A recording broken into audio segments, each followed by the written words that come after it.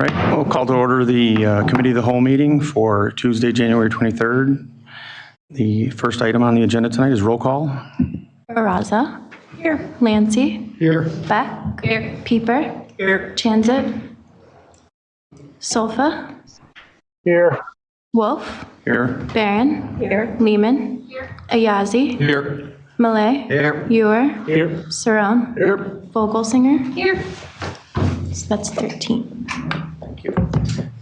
Item number 2 is a reminder to speak directly into the microphone. If you come up to the podium to speak tonight, just adjust the microphone to whatever height's comfortable for you so we can make sure that everybody can hear it. Item number 3 is approval of the minutes for January 3rd, 2024 special meeting and January 9th, 2024. Comments on those? Could I get a motion? So moved. Second. Motion by Ewer, second by Malay. All those in favor? Aye. Opposed? Motion carries. Okay, item number 4 is items to be removed, added, or changed. Is there anything tonight? No. Okay. Then we'll move on to item number 5, which is matters from the public for items that are not on the agenda. Does anybody have anything for anything not on the agenda tonight? Okay, we'll move right on to the consent agenda. Abby? Consent agenda reads as follows. Ordinance 2024-10, Ordinance 2024-009, surplus of a vehicle. Ordinance 2024-10, donation of equipment to Chip-In.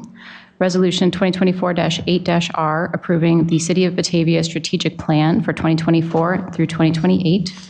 Resolution 2024-11-R, approving a master services agreement with Fairgram Engineering and Environmental.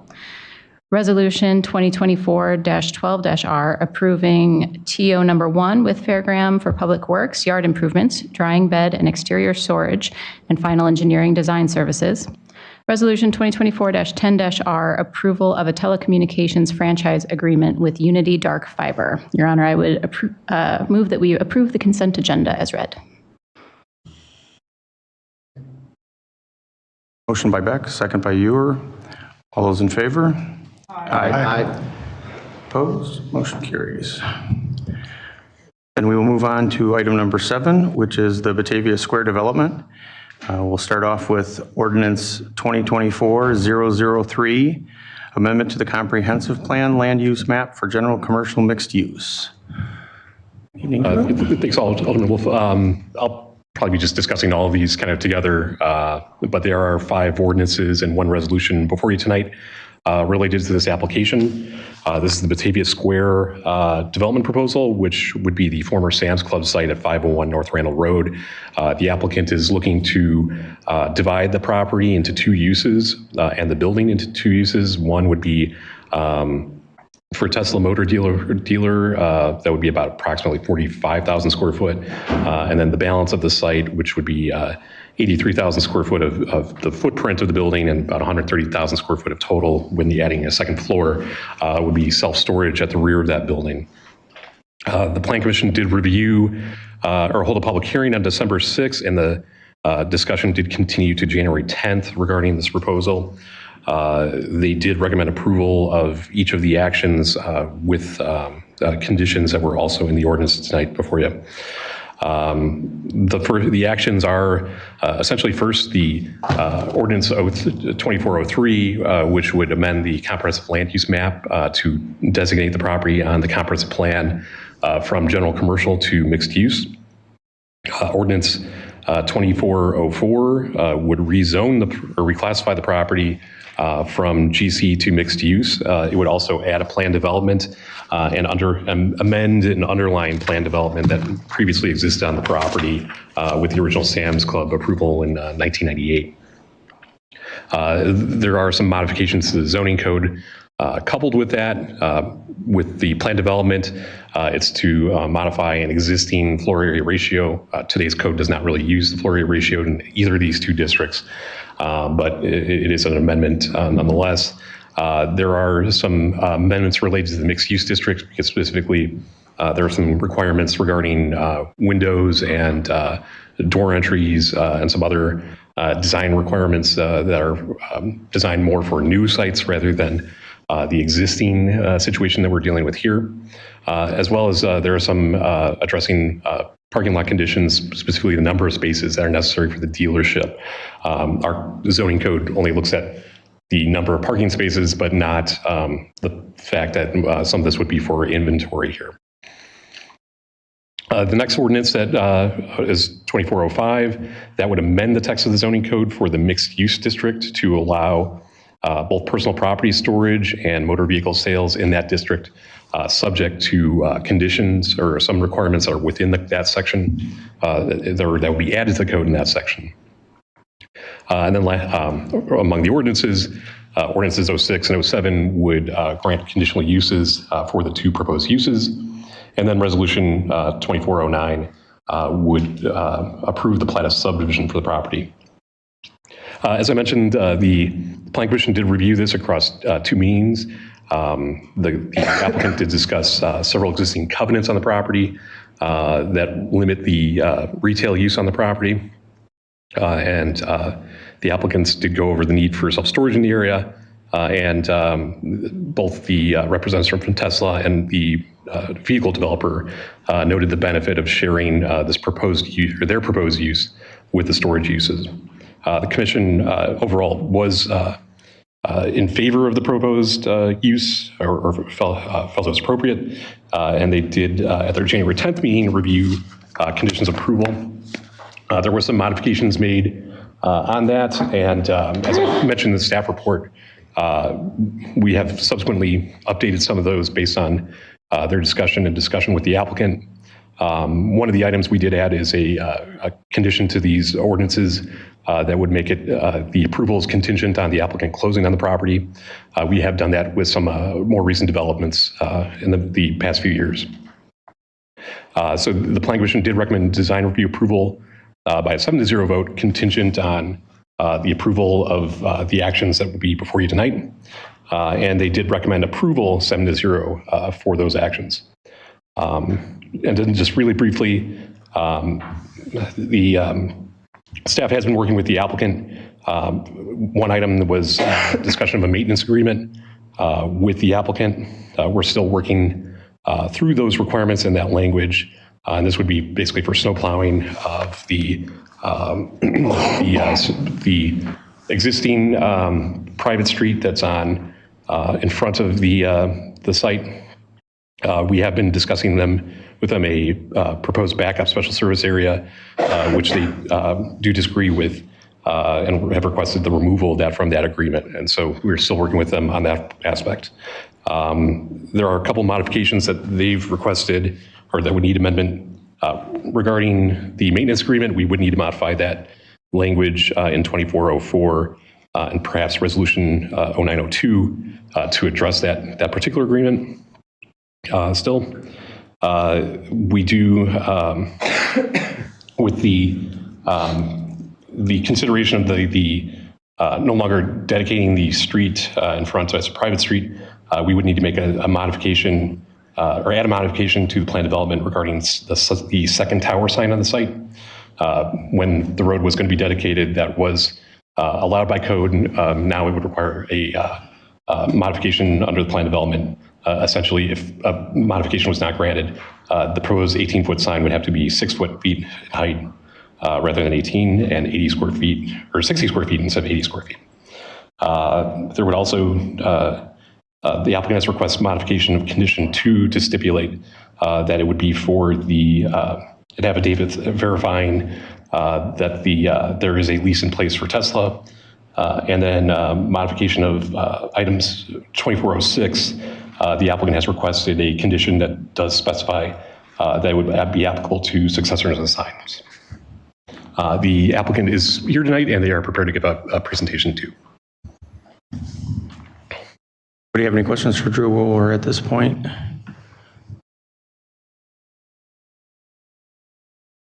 Why was mixed-use zoning chosen as the template on which to build this as opposed to a different zoning framework? It seems to not really fit at all within the purpose of a mixed-use district, mainly because it's not a mixed use at all.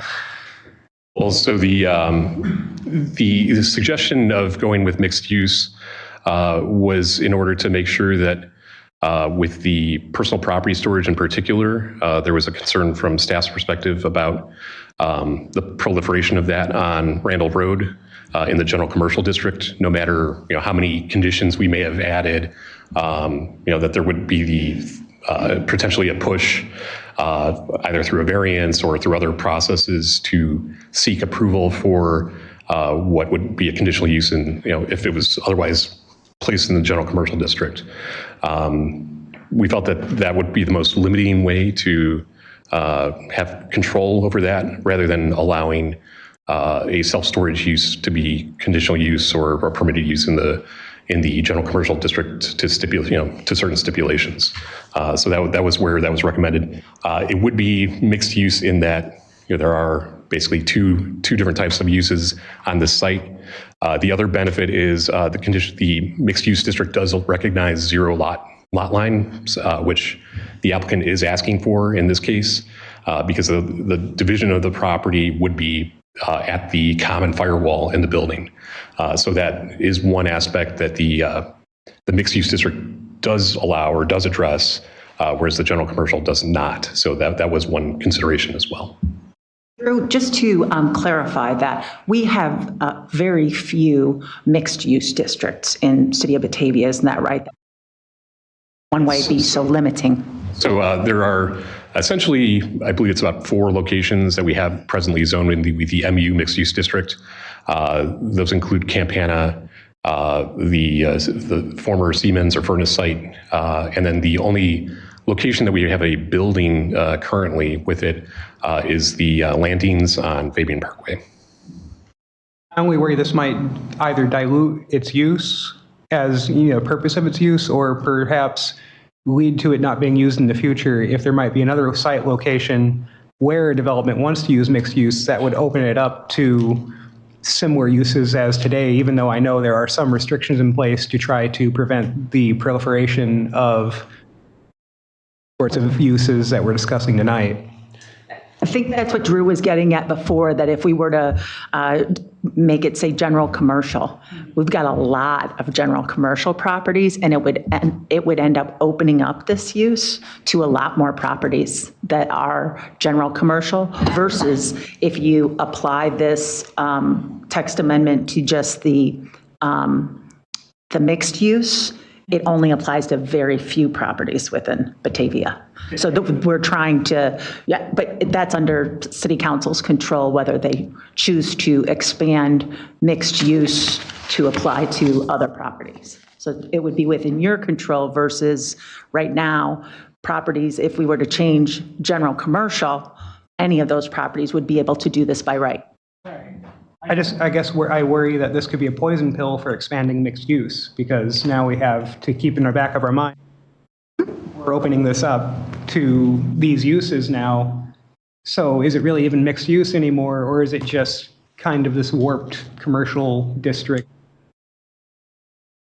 That was not strictly anything, but I just almost feel like I'm surprised we don't have a new category entirely. But I understand that could also have some legal ramifications. Right. Yeah. To address that point, we would have to then create the standards for that district. There's probably more to it than necessarily meets the eye on that aspect. And while I did say, you could have some stipulations in the general commercial district, that was kind of the original thought with this proposal before we approached the mixed use conversation. But the ordinance 2405 did include some basically standards for those uses. So in a mixed use situation, if somebody was looking to place them, it basically limits self-storage to certain sizes, or a minimum size that has to be indoor climate controlled, that it shares part of the floor footprint with another use, and there's basically entertainment and recreation, an eating and drinking establishment, retail, or an auto dealership. And that basically the other limiting condition was the item E, which is a stipulation that the indoor property storage would have to be at least 650 feet from a regional arterial. So it's because of the frontage, they do meet that. But going forward in those other locations, that would be one limiting factor as well.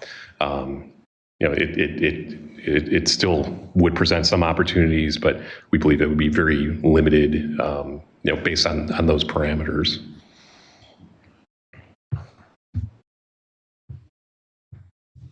Plows road right now? Who plows that road right now? Oh, okay. So yeah, right now, because of our need to plow the bridge to the north, it's been past practice, I believe, since development, the original development was done, that the city does plow that roadway from Mill Street up to Hawks Drive. So in that case, like do we take care of like all the entrances then to the businesses, or the businesses taking care of their own entrances? Gary's shaking his head. But you probably No, we just plow it because it doesn't make sense for us to lift our plows up and 100 feet later drive our plows back down. We just plow from point A to point B.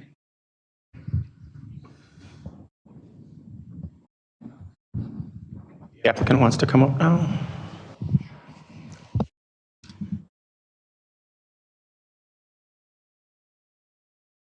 My name is Chris Cosentino. I'm the attorney who's working with the developer of the site.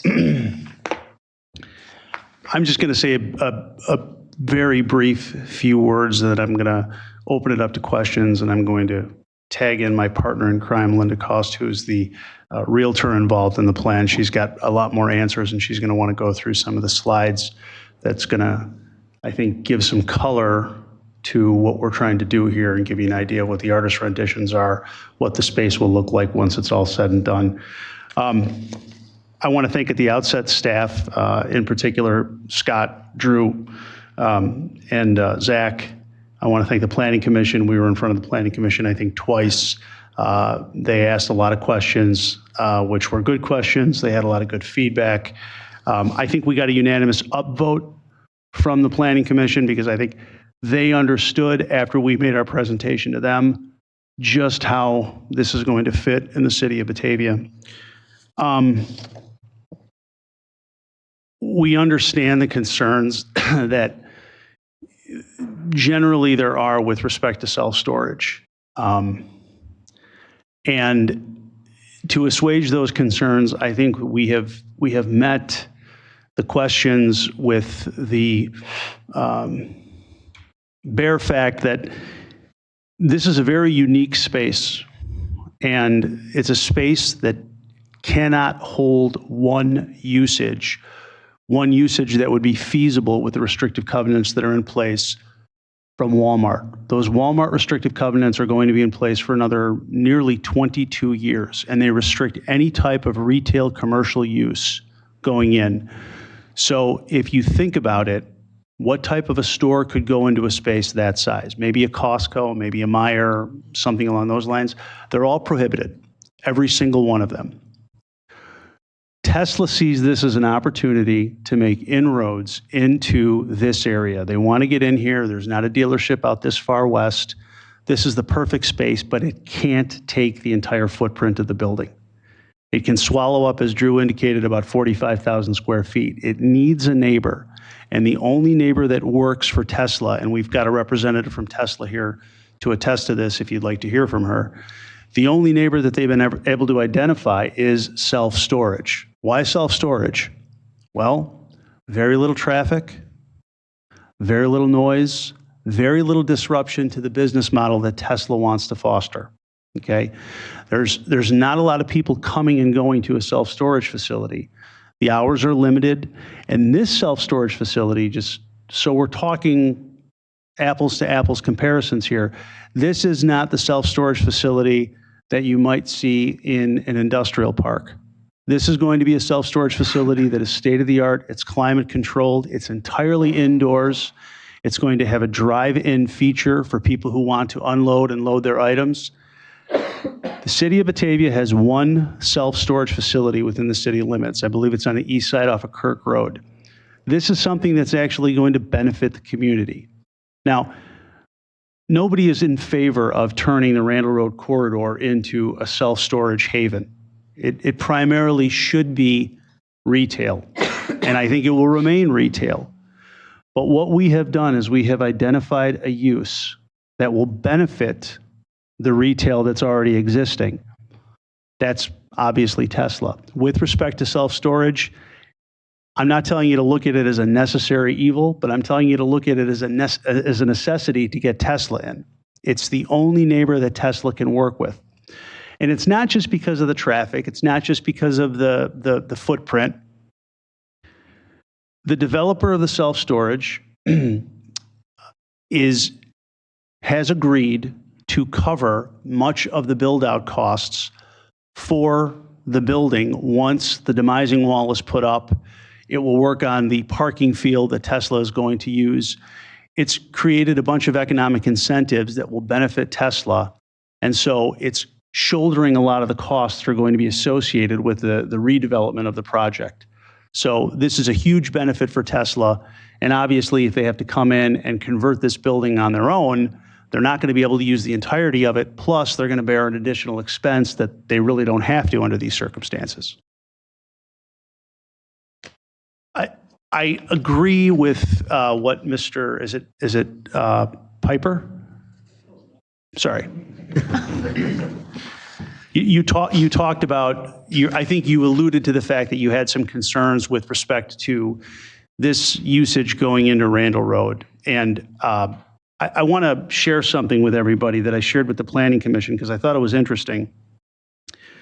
This came from the City of Batavia's Economic Development and Redevelopment element in February of 2014. This is a quote with respect to the Randall Road corridor. Randall Road is a strategic regional arterial roadway that has traditionally housed retail uses. There is pressure on Batavia's portion of Randall Road to distinguish itself and remain competitive. Market dynamics have created an environment where property owners will want to explore different, perhaps non-retail uses for existing properties. To remain competitive, the city may need to broaden allowed land uses in this corridor, allowing a greater variety of uses for properties located behind street frontages.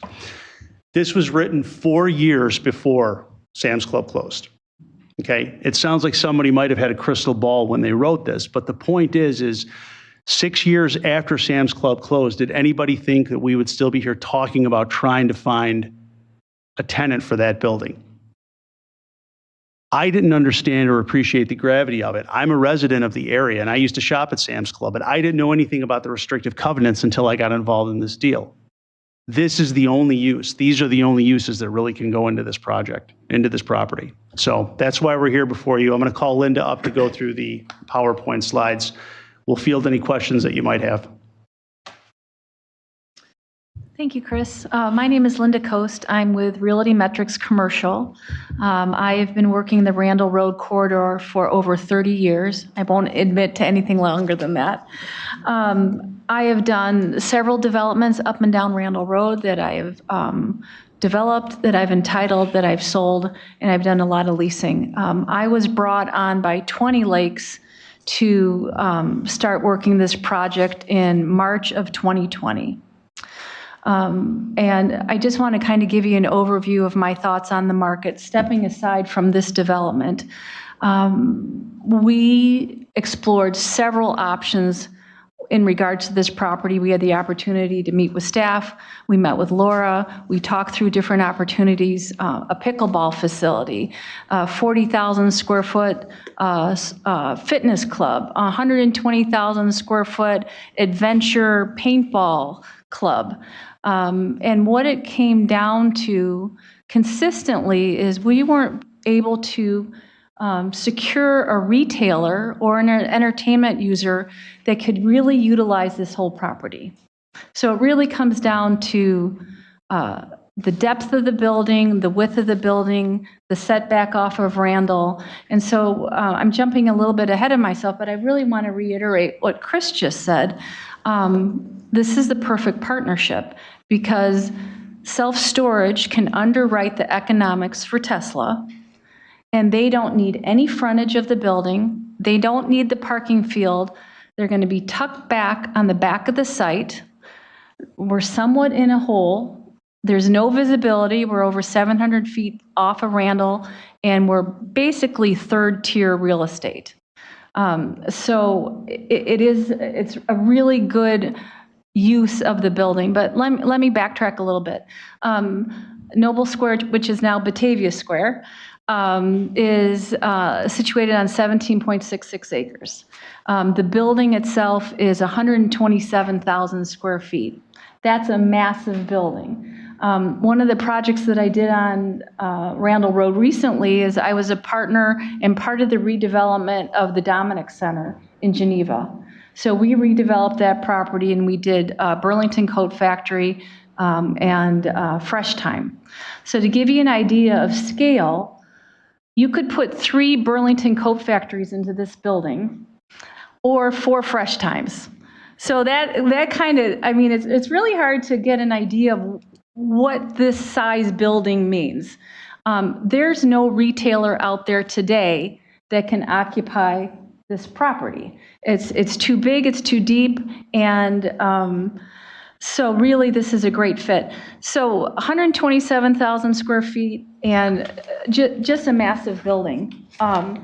I wanted to give you the mechanics of the property a little bit because you're hearing a lot of different names. You see a lot of different names within our PowerPoint. But Brad Noble and his dad, Jim, are with Bradley Financial. They're based out of Atlanta. Brad couldn't come here today because of the inclement weather, but we've been talking to him several times, and he had a chance to talk to staff today. And I think he's on Zoom with us, so Brad's with us in spirit. They are the contract purchasers. The current owners of the property are 20 Lakes, and they've been a great steward of the property. They've worked with the city really well. We've had the toy drive. We worked out a nice lease for the vaccine people. We've got soapbox derby in there today. We did a prom giveaway dress. So they've been a great steward. So they're the underlying owners, 20 Lakes. Bradley Financial is the contract purchaser. Edwin Vidovitz is going to be the developer that 20 Lakes, who's going to develop Tesla. And then, so the way this is all going to work is if we get your support and approval is that Bradley Financial will acquire the asset. He's going to come in, he's going to put the partition wall, firewall up, and we're going to create a new plat of subdivision. He's going to do all the fire separation. He's going to do all the splitting of the utilities. He's going to do all the site work, which helps Tesla make sense of this building size and market. And then once all the subdivision is done, then he's going to sell the front 45,000 square feet to Edwin, who is then going to work on behalf of Tesla to do all the interior major improvements of the site. And then Tesla will be coming in to do all their FF&E and all their interior design, bringing all the inventory to the property. So I just wanted to let you know, those are all the parties to this development. Does anybody have any questions about that? I do, actually. Can you go through the order of operations? Yes. What is built when, just real quick? Sure. Sorry. So once we close, and no, we're feeling optimistic. So both Tesla and Bradley Financial, they're already starting their construction drawings because Tesla wants to open as soon as possible. They've accelerated the opening date, so we're jumping the gun a little bit. But so Bradley Financial will close on the whole building. They'll start all the site work, all the splitting of all the utilities, and putting up the demising wall that's going to split the two spaces. Then once that's completed, then they will sell the front condo to Edwin.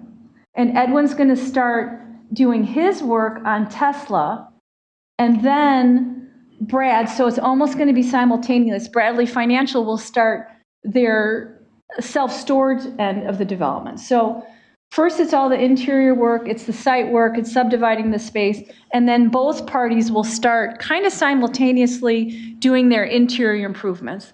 And then lastly, Tesla will come in and they'll finish the build out of their space. Thank you. You're welcome. Sure. Who will own the front parking lot then? That will all be Tesla. And when we get into the site plan here, you're going to see the demarcation line of how we're proposing to subdivide the property. Okay. Kind of touched on it a little bit before, but really the challenges we're seeing now is, and this was even pre-COVID, that we're starting to see a shift away from big boxes to online shopping. COVID really exacerbated that.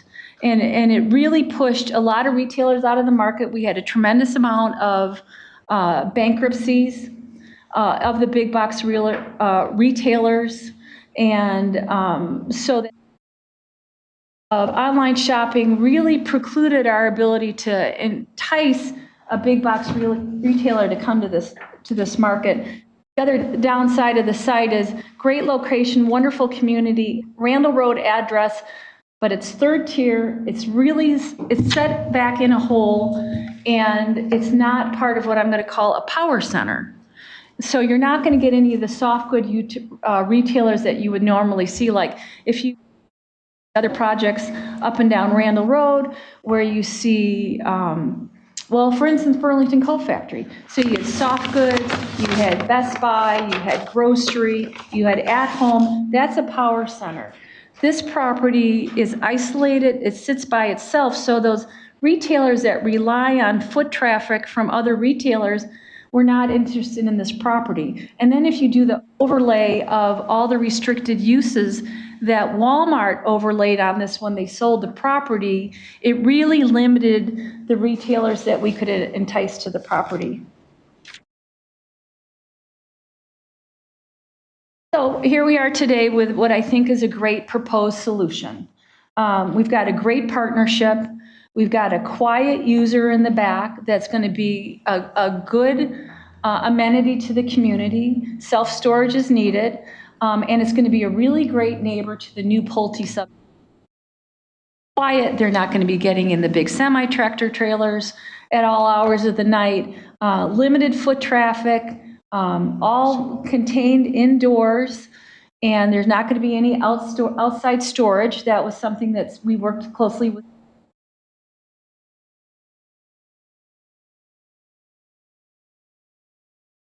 Work with Tesla and bring a really fantastic dynamic retailer to Batavia. Iterate again, what's really important about self-storage that no other retailer could bring as a partner with Tesla is they don't need any parking out front. They don't need any of the frontage of the building, and they're just going to be tucked back in the back of the building. So you're really going to get a sense of these are two very distinct users, and you've got retail across the front, which complements the Randall Road corridor. Some of the comments that we receive from staff is, you know, let's make sure that all the colors coordinate.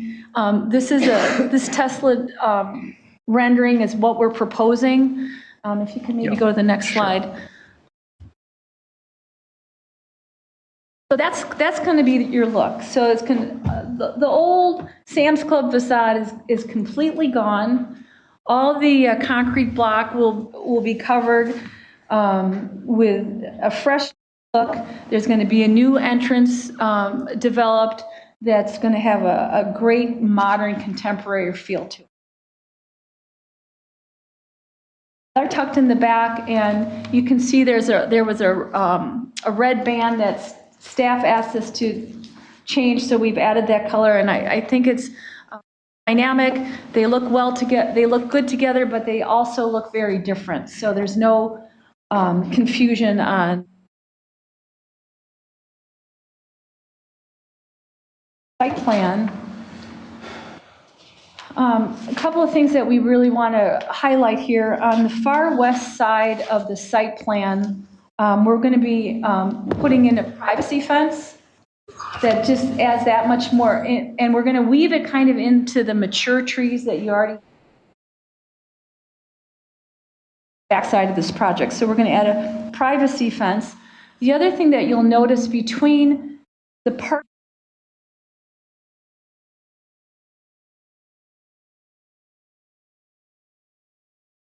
adding a connection of the interior access road. Right now, there's access to the back of the Sam's building, but it stops. And so we're kind of where that curve is. That's where the old, go back to the west a little bit. So right there, that's kind of where the access stops. So you could go through the truck docks, and then you'd have to circle back around out onto Mill Street. So it was advised and suggested that we add this connection of this access road, which I think is going to make the traffic flow better, and I think it's better for fire safety. So I think that was a good suggestion. Along the access road that's shared between the outlet users, Portillo's and Chuck E. Cheese, et cetera. The other thing that was suggested and was agreed to by Tesla is we're limited along the access road. So we're reducing the potential for traffic conflict coming in and out. In addition to that, we're also going to be doing a stamped concrete right-of-way that connects the Tesla parking lot to the sidewalk on the east side of the access road, so walkable pedestrian and bicycle traffic to get from one part.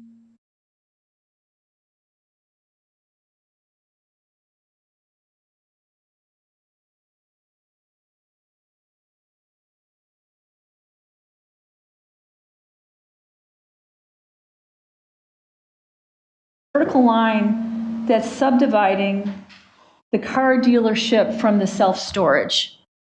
So that is the demising wall that's going to be proposed, and that will be the line in which the Platis survey falls.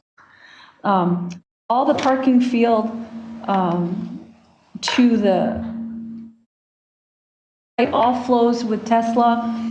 Everything to the immediate north also flows to Tesla. And Drew, can you kind of show how we jog?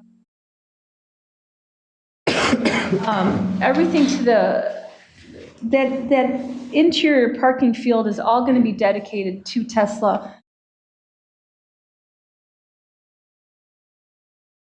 self-storage. The privacy fence, all dead plant materials, dead trees that are in the parking islands right now. Add additional plant materials to supplement the site, and anything that's been removed will be replaced.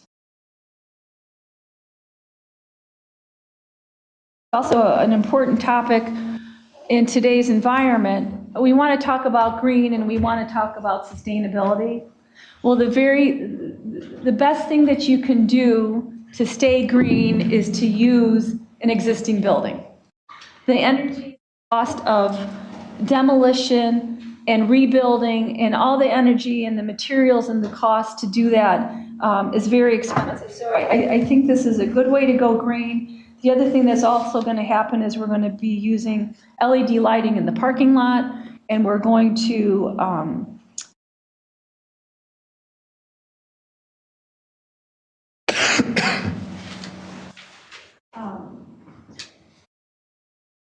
the economic benefits. Certainly, this building has been sitting dormant.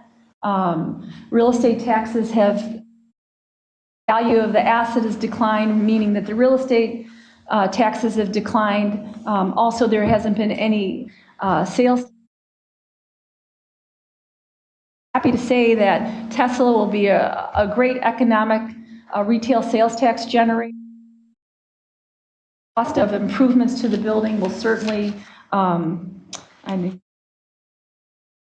accelerate the value, and real estate taxes will be climbing. And so the Honestly, I kind of think I already talked through the thoughtful improvements, but again, we're going to add a crosswalk to promote pedestrian bike use to connect to the existing sidewalk. We're going to remove and replace dead lighting throughout the parking lot with LED bulbs. Old rooftop units will privacy fence will be constructed along the west property line, and then we're also going to be very sensitive to the lighting in the back of the building to not negatively impact the residential, so there'll be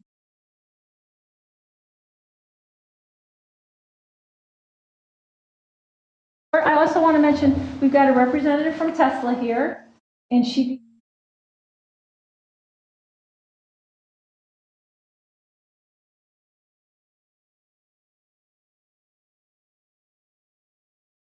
Yeah, I have a question about the Tesla. okay.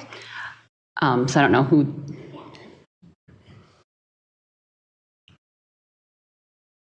So throughout this packet, it says dealership, but from everything I understand, Tesla really doesn't do the traditional dealership. They have showrooms, they have service centers. So what is going to be in this space? Yes, so it will be service and sales. So it is, Tesla doesn't do dealerships. It's all owned by Tesla, the company. So it'll be sales and service. Can you clarify what service means? Is it where if somebody's Tesla breaks down, they can bring it to this location? Correct, yeah. So it'll be like maintenance or any type of like normal repairs. It will not be body work.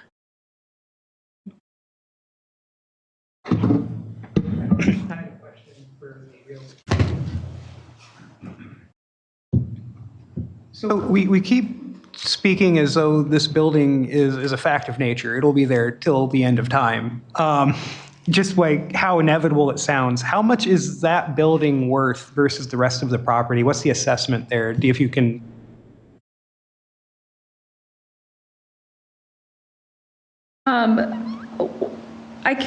I probably am not at liberty to disclose what the purchase price is.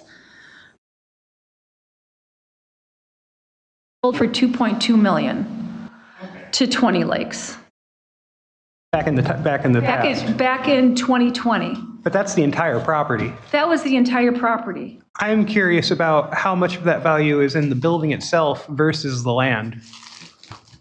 Typically, when you look at an investment property, you look at the value of the building based on income that it's generating. When you look at a vacant building, then you start to look at it at the value on a cost per square foot of the building. And the land plays into it a little bit, but in this case, not much because of the depth of the building and the setback and the topography of it. But to answer your question, if you look at a building that is tenanted, you look at the income stream and your value is based on the income. When it's vacant, we look at just the value on a cost per square foot basis. So in this case, it was vacant. It had been vacant for 2 years. It was marketed prolifically. There was a lot of people that took a run at it. 20 Lakes was willing to close even in the face of the looming lockdown, and so they paid $2.2 million. Right. I suppose what I'm suggesting here is looking at the property tax assessment for the property. Right. Most of the value of this property is in the land. The building itself is not worth very much at all. Like, we have single buildings downtown that are worth more than this that aren't even that luxurious. I'm just kind of surprised there isn't an economic case for just tearing the building down. It's a shell. It's almost less useful in its current form than something else in its place because we have so many limitations on what the space can be used for. I know it's not my money, but well, even if we knocked it down, the cost of new construction is exorbitant, right? So maybe when this building was built, what do you think, $80 to $120 a foot in 2008? New construction today, raw, no interior improvements, it could be $180 to $220 a foot.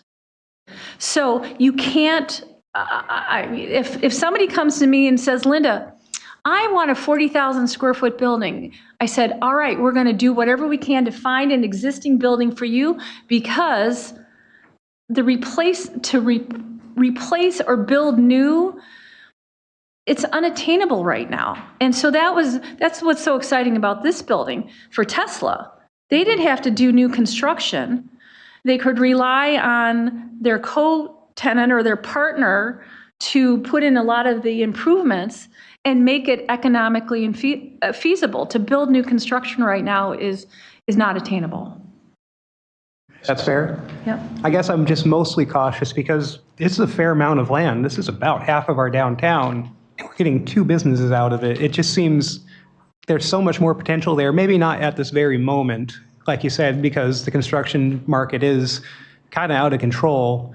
But, and I'm fine with the current use. I really don't have any problem with what is going in there because, well, we're just in a bad situation all around. And this isn't the end of the world, hardly. But I just worry that we're going to lock in a land use that is a lot less productive than if we might wait a few more years. And I know that hurts your side. I think it's a very good conversation to have and to mull over. But this property has been marketed for 6 years. And this is the best combination of users, and it's the highest economic generator you could get.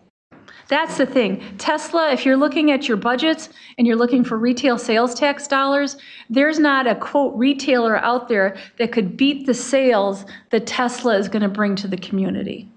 And that's really important. And as far as land use goes, a lot of this land is in a detention pond. So take that into consideration. If you carve out the detention pond, because there's a massive detention pond to the north, and the mayor asked us to explore, could that be redeveloped? It was going to cost $2 or $3 million to backfill that pond. So it's economically not feasible, and Tesla can use the entire parking field that sits in front of the building. So we really it's really the highest and best use of the building, in my opinion. Fair enough. If I could just add, you have to understand the reason that the building sold for $2.2 million is because of the restrictive covenants, and not just the building, the 17.66 acres. The covenants run with the land, not the building. So you said for a few more years, we could maybe wait it out. That's almost 22 years. So whoever buys the property, if they wanted to develop retail, they would have to get Walmart's blessing. And as long as Walmart is in business, I don't think Walmart is going to consent to a Meijer or whatever store might go in there, whatever retail use might go in there. But they're very, very, if you look at the covenants, they're very restrictive. Oh, I agree. And I will say the real villain here is whoever put those covenants in place. Well, Walmart put them in place when they marketed the property, and the reason that 20 Lakes bought it for, we'll say a song, $2.2 million for 17 and a half acres on Randall Road or off Randall Road is because there was very little that they could do to put it to use, which is why they started marketing it, which is why it's taken 6 years to get to where we are, to find a use or uses that can go there that won't violate those restrictive covenants. Now, we are opening up the mixed use. Has there been any consideration to take advantage of that, looser regulatory regime to maybe even include further back apartments? There are homes right across the street from there, so it's not so outrageous that, residences could be there. I believe that's one of the restrictions. I'll let Drew speak to this, but one of the restrictions that we put was we were not going to allow any type of housing on the property. So residential was not a part of the equation. Yeah, one thing we have, we've investigated the utility situation on this property. This particular sewer shed, particularly, is very limited. So that's where we did put a condition in terms of change in use. It's one of the conditions, first conditions of the plan development ordinance. It is written to allow if Tesla was not in the front location and another use was to go into that space, it limits storage from going into that use or that area. per one of the conditions or one of the covenants that the applicant is looking to add. But it would also allow any other permitted uses except for residential that the mixed use does permit. Again, because we have investigated the sanitary sewer capacity, in particular in this sewer shed, is very constrained. I see. That's fair. One minor little point for you. Looking at the building covenant that exists, at least as discussed in this presentation, it says discount stores, wholesale, grocery store, distribution centers, pharmacy, pawn shop, bar, nightclub, or alcohol distributor. What about very small scale retail, what you might call micro retail?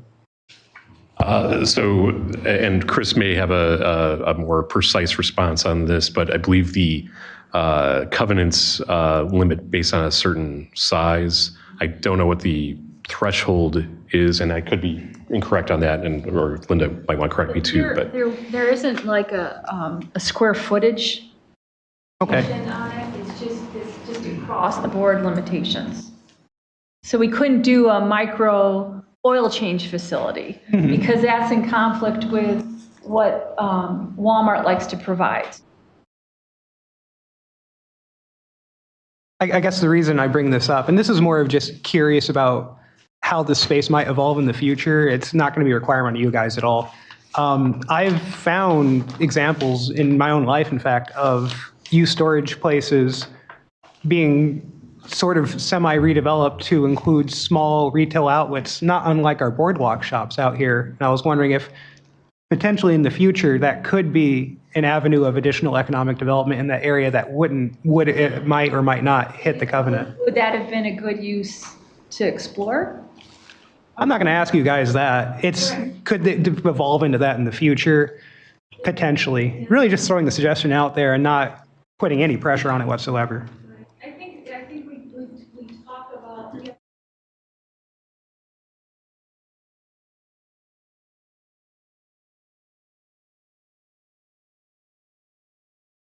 firewalls per code in multiple locations with a building that size. It's just That's not what I'm requesting. Like using the existing storage pods. This is a thing I've seen in a lot of towns, using those for what can be equivalently described as micro retail, like a tiny record shop was one that I really enjoyed. Alderman Pieper, can I get a point of order on this? Yes, please.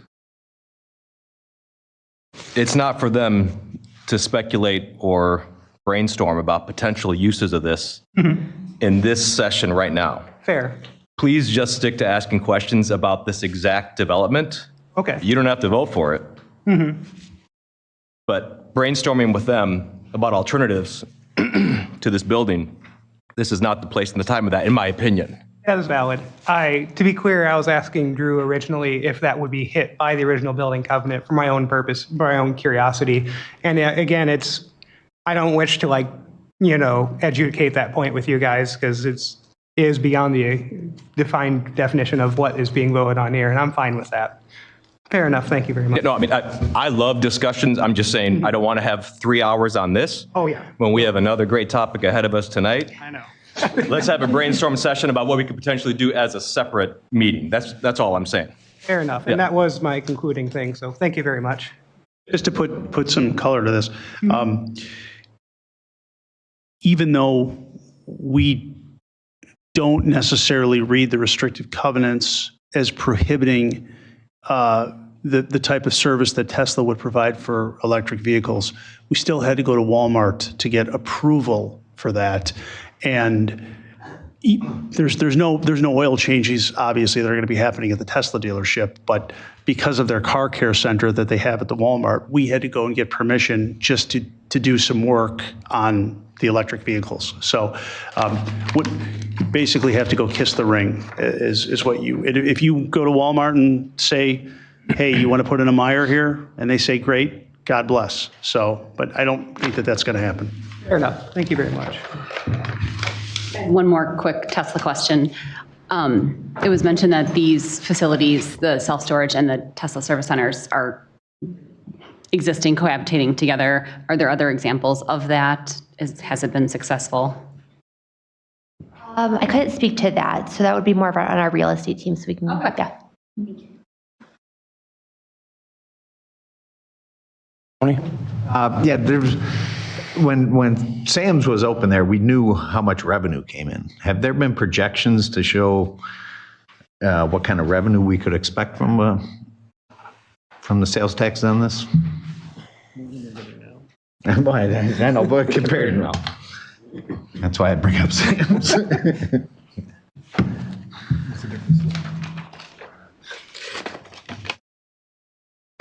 Yeah, I don't have the exact information. We are publicly traded, so we can't do exact numbers, but we did have in Orland Park, one of our more recent store openings. You receive sales tax for 2% from zip codes outside of here, as well as like anything that's sold in Batavia, you get the full sales tax amount. I don't have the exact numbers, but I can send that information. Yeah. First and foremost, I'd like to introduce myself. I'm Edwin Vidovitz, and I'm the developer for the Tesla dealership. Thank you for having us this evening. But in an effort to help out with that answer, we've done quite a bit of communication with staff on the sales tax that the city of Batavia would benefit from. I believe staff has also cross-checked that with some of their colleagues in other municipalities where there is a Tesla sales and service center. So I don't know, Laura or Drew or I contacted Brian Townsend, who's the city manager for Schaumburg, which is another dealership. I don't know how comparable the expected sales amounts could be there, but he said that the 2% is split between the state and local municipality, I believe. And so Brian Townsend was saying approximately 1%. Now, I don't know what volume of sales we can expect there, but the, average vehicle cost being $60,000, so it is a very good number. And it's hard to project because I don't know what the, volume of sales is. But it's 1%. Projection is what, And Mr. Millay, I think the question you're asking, to be completely direct, is what is the gross sales that this dealership is projecting on an annual basis? And that was if I know 1% in that number, I can do correct. That. And unfortunately, I'm not at liberty to say, not only because I don't know, but because Tesla doesn't share that information. And that's consistent with a lot of public retailers that don't. So and I wanted to answer your question directly, even though we answered it indirectly earlier. Yeah. Or tried to.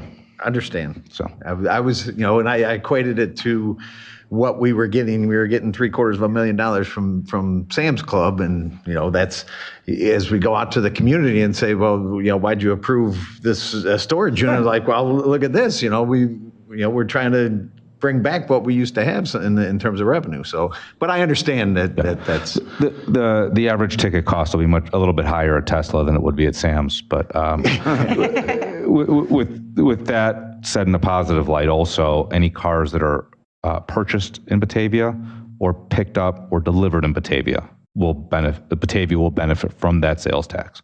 So. There was a question early on at one of our initial meetings. What happens when somebody orders a car? If they order the car and they pick it up in Batavia, Batavia will benefit from that. Sales. It's the sales tax, as this slide says, is based on the seller's location, not the buyer's location. Yep. And as you can appreciate, there's only a dozen or so dealerships in the state of Illinois, and this is the furthest dealership west that will be here. So.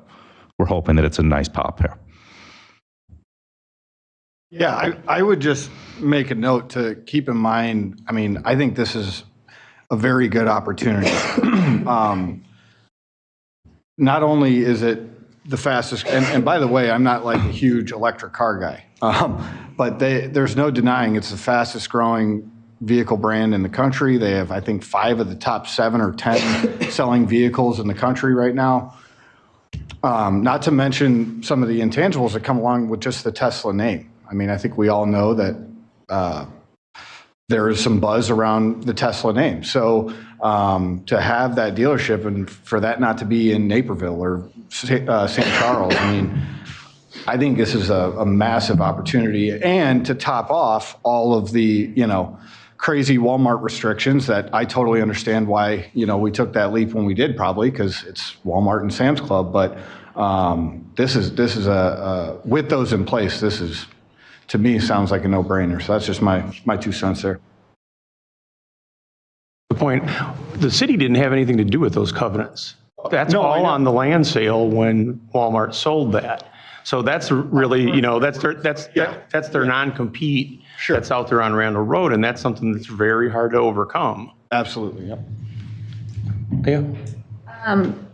Drew, I think you touched on this a little bit, but if the front of the building would never be designated as storage at any point.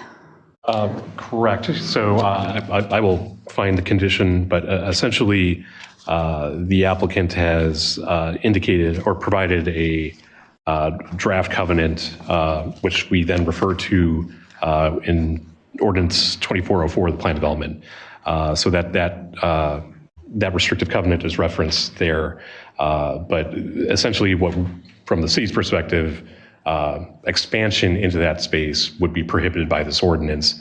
The other portions of that language, or the other parts of that section talk about basically other permitted uses could go in there. So the recreation use that we've talked about, or if the covenant's allowed, a restaurant or something of those could go into that space if the Tesla dealer was no longer there. Thank you, that does help, because that was part of my question. I mean, when I was hearing kind of like the timeline of events, it was the building was going to be renovated, is that correct, by Noble Family Enterprises, and then sold to Tesla at some point. But my concern would be if, who knows what happens in the next few years and Tesla decides to back out of this, where does that leave this project? It leaves the project as a vacant building that is going to be released under the existing zoning permitted uses. No storage units? No. So not unless the city council approves it at a later date. So these come together or not at all? I'm sorry, say that one more time. These come together or not at all at this point? Like the storage in the Tesla? Yes, it's a package deal. That's correct. Okay. Without storage, there is no Tesla. Somebody wanted to do something different, say in 5 or 10 years, they'd be back here in front of us to be able to get that allowed. Right. Anything Actually, different. If somebody wanted to do storage in the Tesla space, we'd be back here in front of you, making the request, correct? You said there's no storage without Tesla, but without Tesla, there's no storage, is what I want to hear. Without Tesla. That's not what he said. So the back half of the building would not be storage if Tesla backs out? No. So I'm sorry, I'm a little slow tonight.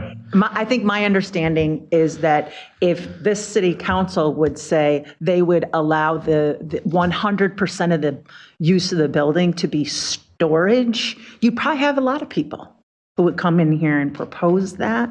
And staff was pretty adamant that this council would not approve the former Sam's Club becoming 100% self-storage. So they needed to find a partner to come in and propose a development that would satisfy your concerns about, the economic benefits associated with this development for the city of Batavia. And that's what I wanted to hear. And I also want to make sure that we are all clear that that is going to be the legal agreement between the city and between the development. What is the legal agreement? I'm sorry. So what I think I'm hearing you saying is that the risk that the city is taking by putting storage on our Randall Road is a little bit alleviated by the idea of an exciting Tesla dealership. But if Tesla isn't part of it, some of us would not support the self-storage. So what guarantees are in place, or what kind of ramifications are in place if for something stuff happens, deals fell through, what happens if Tesla suddenly is not part of the package? Third time's a charm. Now I understand the question. I'm sorry. It's okay. The answer to that question is we've mitigated that. We've done our best to mitigate that concern with the affidavit that we will sign, that I will sign, that there is a lease in place for the Tesla portion of the building that we're illustrating here. And But like, yes. But like, city staff has done due diligence and feels confident in. Took us a long time to get there. It really did. staff really wanted this to all be self-storage, and we fought hard to get Tesla here. I can guarantee that is not the position.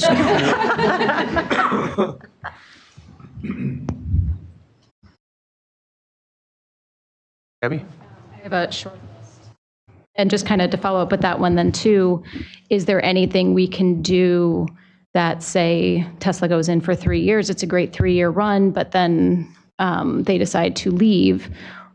Are there any vacancy restrictions we can put on the property owner then to, it's kind of like, I'm thinking about the downtown plan Yes. and that proposal, something. So one of the things. Tesla's going to own it, right? Tesla will No, own it. it's a lease. Oh, it's a lease. So one of the things that we looked at was a payment in lieu of receiving that retail tax revenue, and the Noble Development team said that would make the project not financially feasible from their standpoint. It is something that we asked about, though. Maggie just brought to my attention that there's 237 Tesla sales and service centers throughout the entire country, and to date, of those 237, 0 have closed since then. That was going to be one of my questions, because that's one thing that I did look, and I could not find one that had any search that ever closed one of the centers that they had opened. They may have renovated or expanded it, but they've never closed one. And to be clear, that doesn't mean that they may not in the future. As we all know, things happen, but to date, of 237, all 237 are still open. And We did have like first generation locations, like locations that open sales and service separate that have closed. But now that we have like the brand awareness, none of the locations that are combined have closed out of the 237. Okay, my next question, and these are just going to be kind of random, so I apologize if it popcorns to all of you. With it being, the challenging site that it is for retail anyway, but I would assume that Tesla's not going to use all 439 stalls of parking that are out there, or do you anticipate that would be? I don't know how many of the stalls are going to be filled at any given point in time, but the parking field was drafted with what Tesla wanted. So I think that's the best way to answer that question. The number of parking slots that we're putting into. Yeah, we're expecting about like 35 employees. So obviously employee parking, service center vehicles in and out, usually we see about 20. Inventory, that kind of varies. But no, we won't be using the entire parking lot. Most of it should be open for most of that time. And I would imagine, go ahead. And the additional parking as well is due to quarterly deliveries. There is a significant amount of cars that are delivered on a quarterly basis for delivery. They're out on the parking lot being prepared for delivery to the customer that ordered them. For example, detailing, anything that, the car comes off the truck, it doesn't get delivered that way. So you're saying we could expect about 400 per quarter? You're trying to back into the number that I've been trying to get to for a long time. But I would suppose that is a giant parking lot built for Black Friday for Sam's Club. But there's probably no opportunities for outlots because you're not going to want the visibility reduced and everything like that. Is there any, are you open to any removal of some of the impervious surface for permeable surfaces just to, it's the parking lot, the permeable or impermeable surface there is vast. The parking requirements were, I believe, 400 or more cars at the time, based on the operations direction that I received from the real estate people at corporate. I believe that they also have had approval for a store, I believe in Buffalo Grove or somewhere in the northwest suburbs that has like 400 spaces also, I believe. And you said 35 employees. How many jobs do you think the self-storage will create? 2 maybe. We're not going to have a night watchman. Okay. So we'll have people who probably do some security, but it's really going to be kind of a self-sufficient operation. Okay, and then Yeah, I share some of Dustin's concerns too, that we're locking ourselves not only into a land use in this spot forever, but feels like self-storage is a forever commitment, because that seems like it comes with a lot of inertia. That stuff's not going to move. So regardless what might come and go in the front, that, we're setting that precedent, and possibly for other spaces in our Randall Road corridor, other spots in town.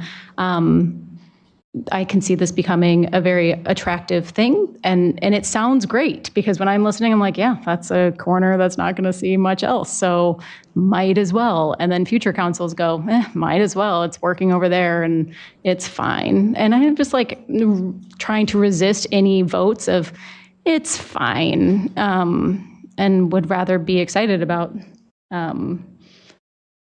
what's being built in my town. So. Yeah, I'll pause for now. I certainly can understand that concern, and I'm, very glad that, as opposed to some other communities that have seen a lot of their big box leave their towns, instead we've seen a lot of our other big box stores make further investments in their stores, like Menards and the expansion that they did, Kohl's and the remodeling that they did, and adding the Sephora inside. Target has done, I think, 2 different rounds of incredible renovation. The Aldi store also. Walmart as well. And Walmart as well. So I understand that concern, because it probably is a forever choice, and we shouldn't make it easily. And I think that echoes back to why we really didn't want to allow this in the general commercial district and create a separate district that would allow us to have a substantial amount of control. And if we say, let's Menards or one of the big box in town decides they want to do this, that really provides a significant restriction for this. We only allow these normally in our industrial districts. So, this was a big step. We were resistant to this from the beginning. We still have some concerns about the use itself, but, with the Tesla, that has certainly helped assuage certain concerns, but not fully, obviously, but it certainly helps the situation.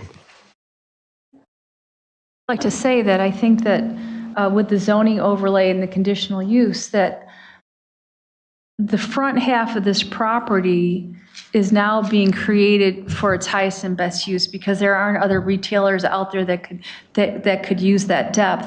And only uses that are allowed in this mixed-use district would be allowed to come back into the front 45,000 square feet. So you've got very good control on the uses that can go in the front condo, I'm going to call it. And again, self-storage will agree to a restriction that they will never expand into that front portion of the building.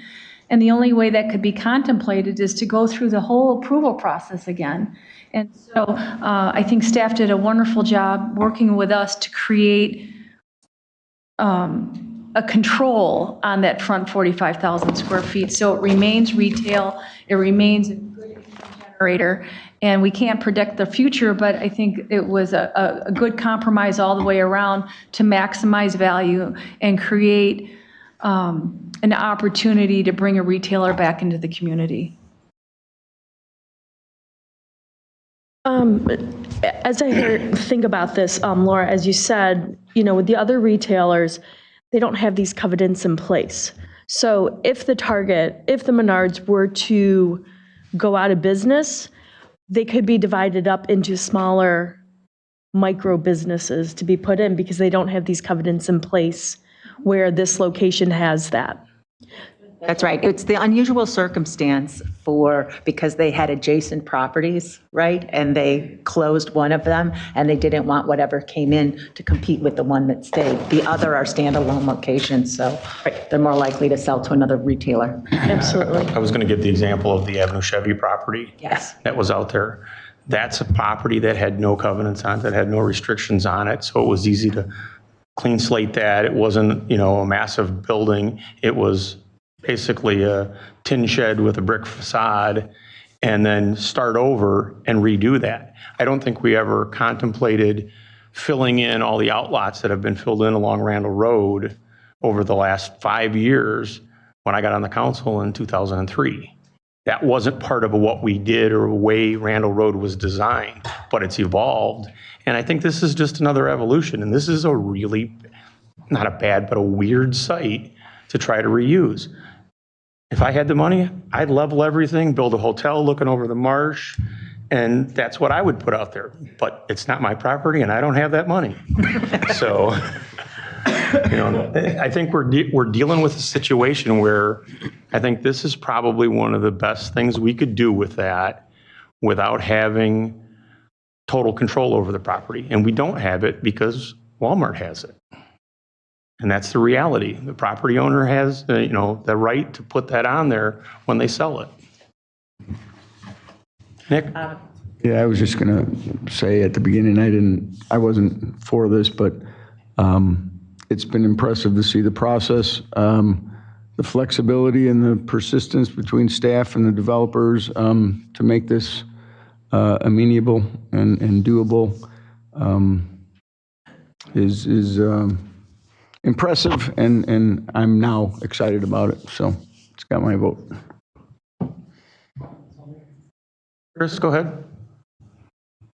I also would like to just reiterate what was just said by Alderman Wolf and Alderman Millay, that I believe that this has been very well thought out. There's been many compromises. It seems like, you know, just like any time when there's a mediation in something, not everybody's going to be happy with everything. That's how you know it's a good deal. Because if nobody's exactly 100% happy, it means everybody compromised a little bit. And we're getting a good deal here, I think. We're bringing in a world-renowned car company. There's no other one in the area. I don't see it going out of business in 3 years. I really don't have any worry about that. So I also am voting yes, and I believe that it was a long process, but I believe the process was handled well. I believe that everything's been open and upfront, and I think that what we've come to here is a good solution for a long-standing empty property. Mark, you're next. Yeah, I'm in favor of this. I want to thank everybody for their creativity and the flexibility in coming up with the solutions they came up with, because there's, nothing good that can really go there the way we would always want, and the way we would dream of things. And we could wait for dreams, but we could be waiting for 20 years. There's a place on top of the hill here that nothing's happened in that, even though we thought something was going to happen there. And so waiting sometimes is nice, but if we wait, then it just ends up being empty and we get zero taxes. Tony? Yeah, Chris, I just want to clarify that was Nick that spoke before. However, I do agree. You know, this would have been, I don't think this would have been a hard pill to swallow, you know, within a year or two after Sam's had closed. But now that it's sitting open for a while, I don't think we can't let the perfect be the enemy of the good, because I don't think the perfect's going to happen. So I'm in full support of this. I'm pretty excited about a Tesla dealership in Batavia.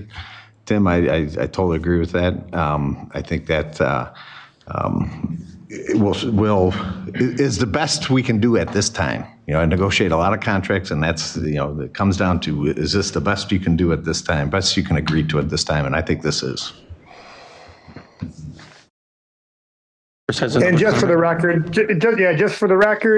since I cannot see who's speaking, so I was totally wrong. But so I also would like to say that I am in favor of Alderman Millay's comments that he made just now, and that what I was referencing before was Alderman Cerrone. Thank you very much, and I apologize. Thanks for the clarification. Surprised I said something intelligent. Okay, any other comments? Or should we go through these one at a time and vote on them? I think that's our next step. Let me just reiterate that I think what you guys are hearing loud and clear is that the reason we are willing to move forward is because of the Tesla. And so if that is a key component to this development. And I'm kind of feeling what Abby's feeling, like I don't want to just settle with something because it's been vacant, and why not? I want to be excited. I would be much more excited if this was a hotel and restaurants. And the key development or, a piece of property in Batavia on a major road in between two towns, near the highway-ish. But, that would be a much more visionary for us. And even with the covenants, okay, so in 20 years, we get to do retail there. 20 years is not that long. But knowing, though, that we have this great car company that is interested in being in Batavia, I think is making it exciting for us to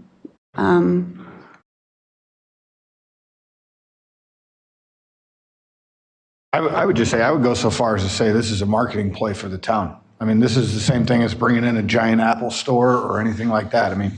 In my opinion, this is the Batavia name, comes out of people's mouth a lot more because of Tesla dealerships here. So I'm definitely for it. Tesla on one side and Fermilab on the other. City of energy. Yeah. There you go. You think of things that the city has been known for, and this is going to be one of those, into the future, that's one of the things people will talk about, is it's the one and only Tesla dealer out here. I approached this podium I wanted to address one item before you took this to vote, because I sense that's where this is going. I think oftentimes city councils forget one item, that companies like Tesla come here because of the work that you guys do to this city to make it attractive for Tesla to open up a store here. So I say that, but Tesla has chosen Batavia and selected Batavia to open up a dealership because of the work that Batavia does. So I don't want that to get lost in any of this, but I do appreciate the support of the comments that we've just heard over the last 10 minutes. So thank you for that. And we have worked very, very hard for a very long time to try to come to some agreement. And I think that we have come to an agreement with staff on 99% of the items. And staff has worked very hard with us on this, and they've been very responsive. And for that, we're very appreciative. And we were discussing these items up until 3 p.m. today. We do have one open item that I think needs, when you do take this to a vote, needs to be considered and amended. What's very important to us today is to ensure our timeline. We have a final vote today that does not have any conditions that we haven't already agreed to or discussed in the staff report. And one of those conditions that is still out there is the formation of an SSA area, or the potential for SSA or SSD. Potential for an SSA. Correct, for an SSA. Right. And we're asking that you remove that request in the conditions. So one of the things that I wanted to clarify was if the SSA were to include all the adjacent properties to that road, would that make a difference in your choice? I thought perhaps there might have been a little bit something lost in the translation, that we were considering putting the SSA only on 3 property owners on the west side of the road. There's several reasons that we just can't agree to the SSA. That doesn't mean that you can't implement it in the future, but the request was that the applicant does not object to it in the future. And of course, anything could happen in the future, but to pre-approve anything right now, or to agree to not object to something that may arise in the future. B, we would need approval from the outlot owners as well, because they are part of a recorded declaration that's on title. That would be like herding cats, getting the owners and the tenants and their attorneys to review things. And 3, I would have to go back and get Tesla to approve it as well. And we just don't have that time. But above everything else, we already have an obligation to maintain and repair that road in the recorded declaration that's been provided to the city that is of public record. So the request that is being made of us is already one that is an obligation, not a request by the other tenants as well, of the applicant to maintain that. And of course, Tesla will require it as well. They don't want potholes. They don't want roads that are not taken care of. And the maintenance agreement is for the snowplow, not the maintenance and repair of the road. That's correct. Correct, yeah. That is correct. It is just that the city of Batavia has in the past had experiences with other shopping centers where there were shared roads on the interior and there had been no what would you call, association set up for the maintenance of that, and they fell into disrepair. And I understand you're saying that Tesla is a brand name that would not want to have that situation happen in front of them, but that was staff's way of trying to assure that in the circumstance that the owner of that road did not maintain it properly, because it is so much used even by those traversing to other shopping centers, that we could make the repairs ourselves, but charge it back to the adjacent landowners. But it, like you say, that's the 1% that kind of stands in the way of us moving forward on this. Yeah, and I think from the standpoint of the SSA is we are looking at this as a backup SSA. This is not going to be an active SSA. We don't want to activate it. This is no different than what we did with the Crash Champions property, where we did the backup SSA for that area in the event that the property owners decided they did not want to maintain it or what have you. So, you know, this is typical in many developments that we have. We did it in Winding Creek. We did in a lot of our residential developments. We create backup SSAs all the time. All we were asking for is for these owners to not object to it if we should create it. The intention would be is all the property owners in this development, including the Portillos, the Chuck E. Cheese, would be included as part of that because they obviously benefit from the roadway improvements.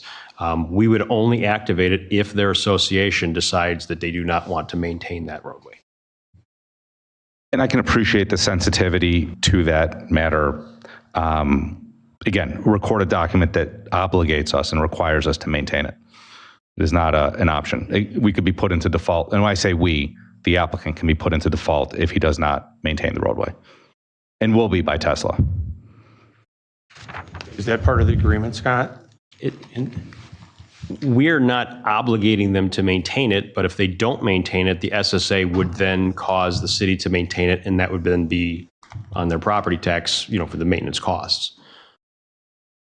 I mean, they're already obligated to maintain it by their you know, covenants and their association.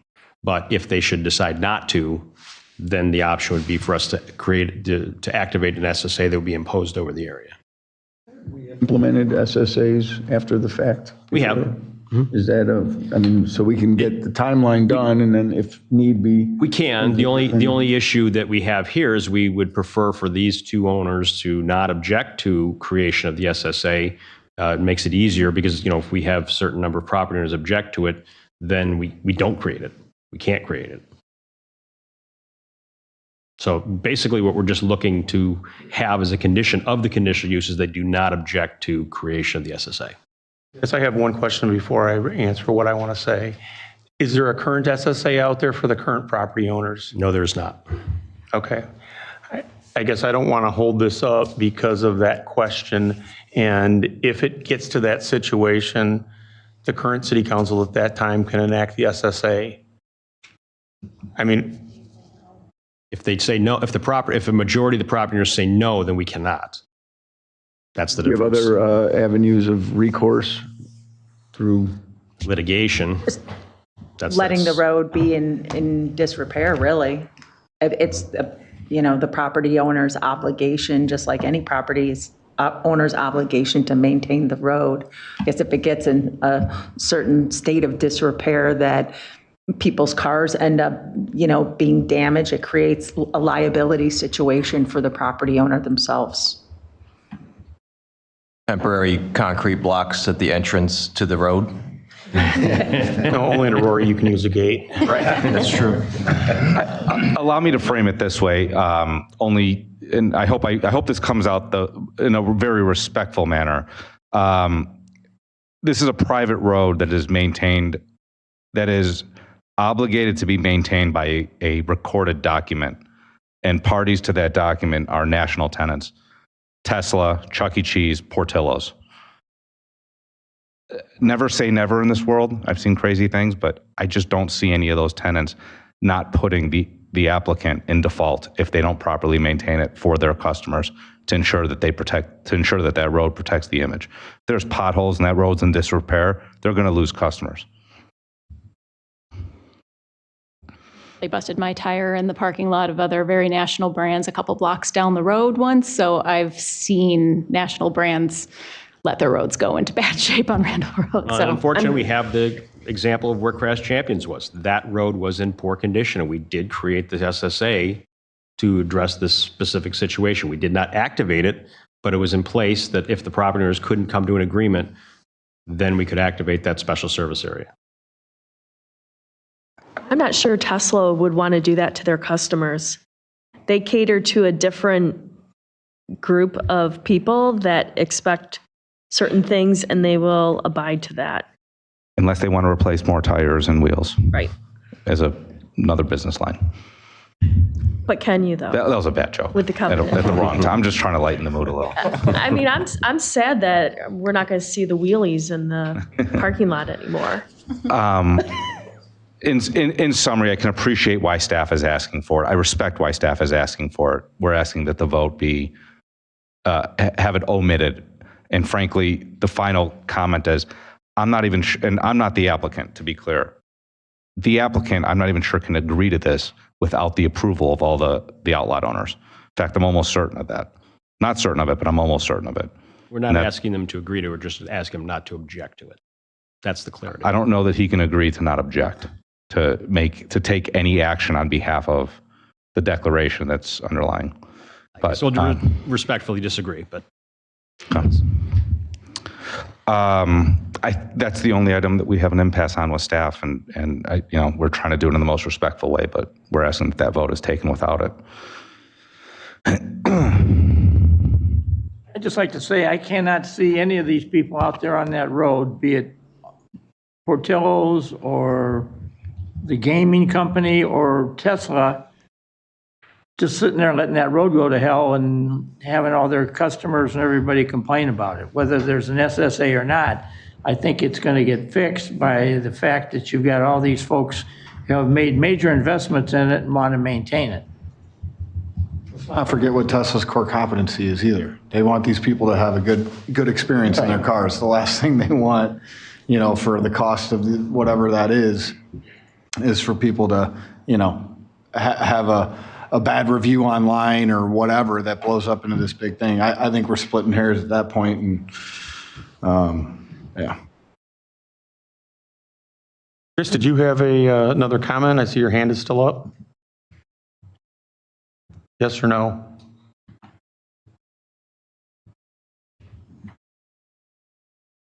I do not. I don't see my hand still up. If it is, I'm sorry. Okay. And then I guess I have a question. I guess I'll either pose to Scott or to Drew. Which section or which one of the ordinances would have that in there? The plan development ordinance. So yes, it's condition 4 of 2024-004. 004, it's condition 4? Yes, so that condition currently, if I go to that real quick, just talks about the securing of an agreement prior to COW. I mean, obviously, we're here now with that. But I believe the general amendment that would need to be made is just that staff and the applicant come to an agreement regarding the proposed maintenance agreement. If it was condition 4 in 004.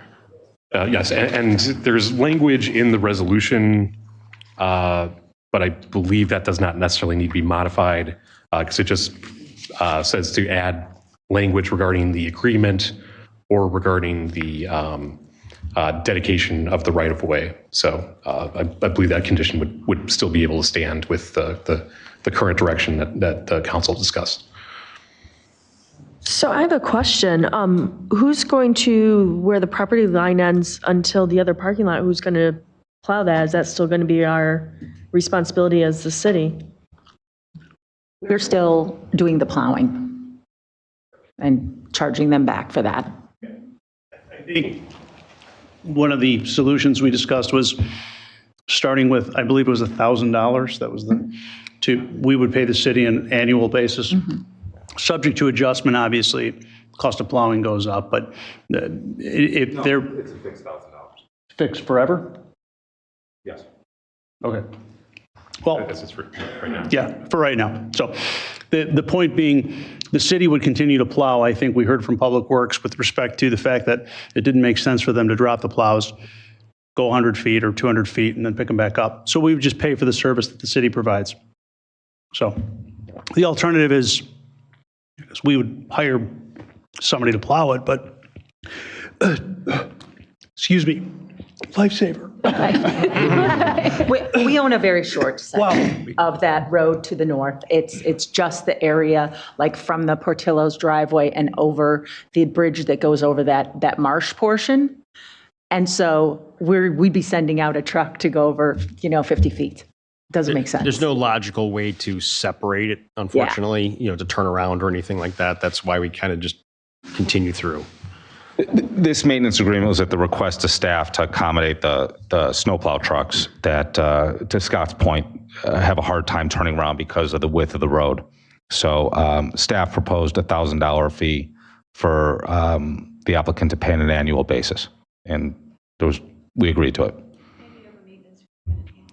And we have a maintenance agreement that we sent to Drew that also clarifies that the city has no obligation to repair or maintain the road other than snowplow.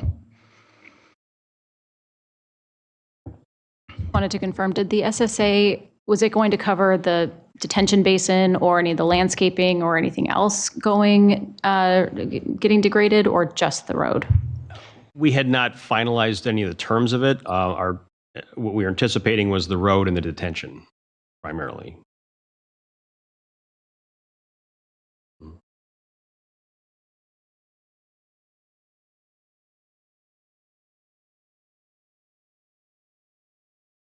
It's the property owner's obligation to maintain the road. So the only thing that the city has been doing is plowing.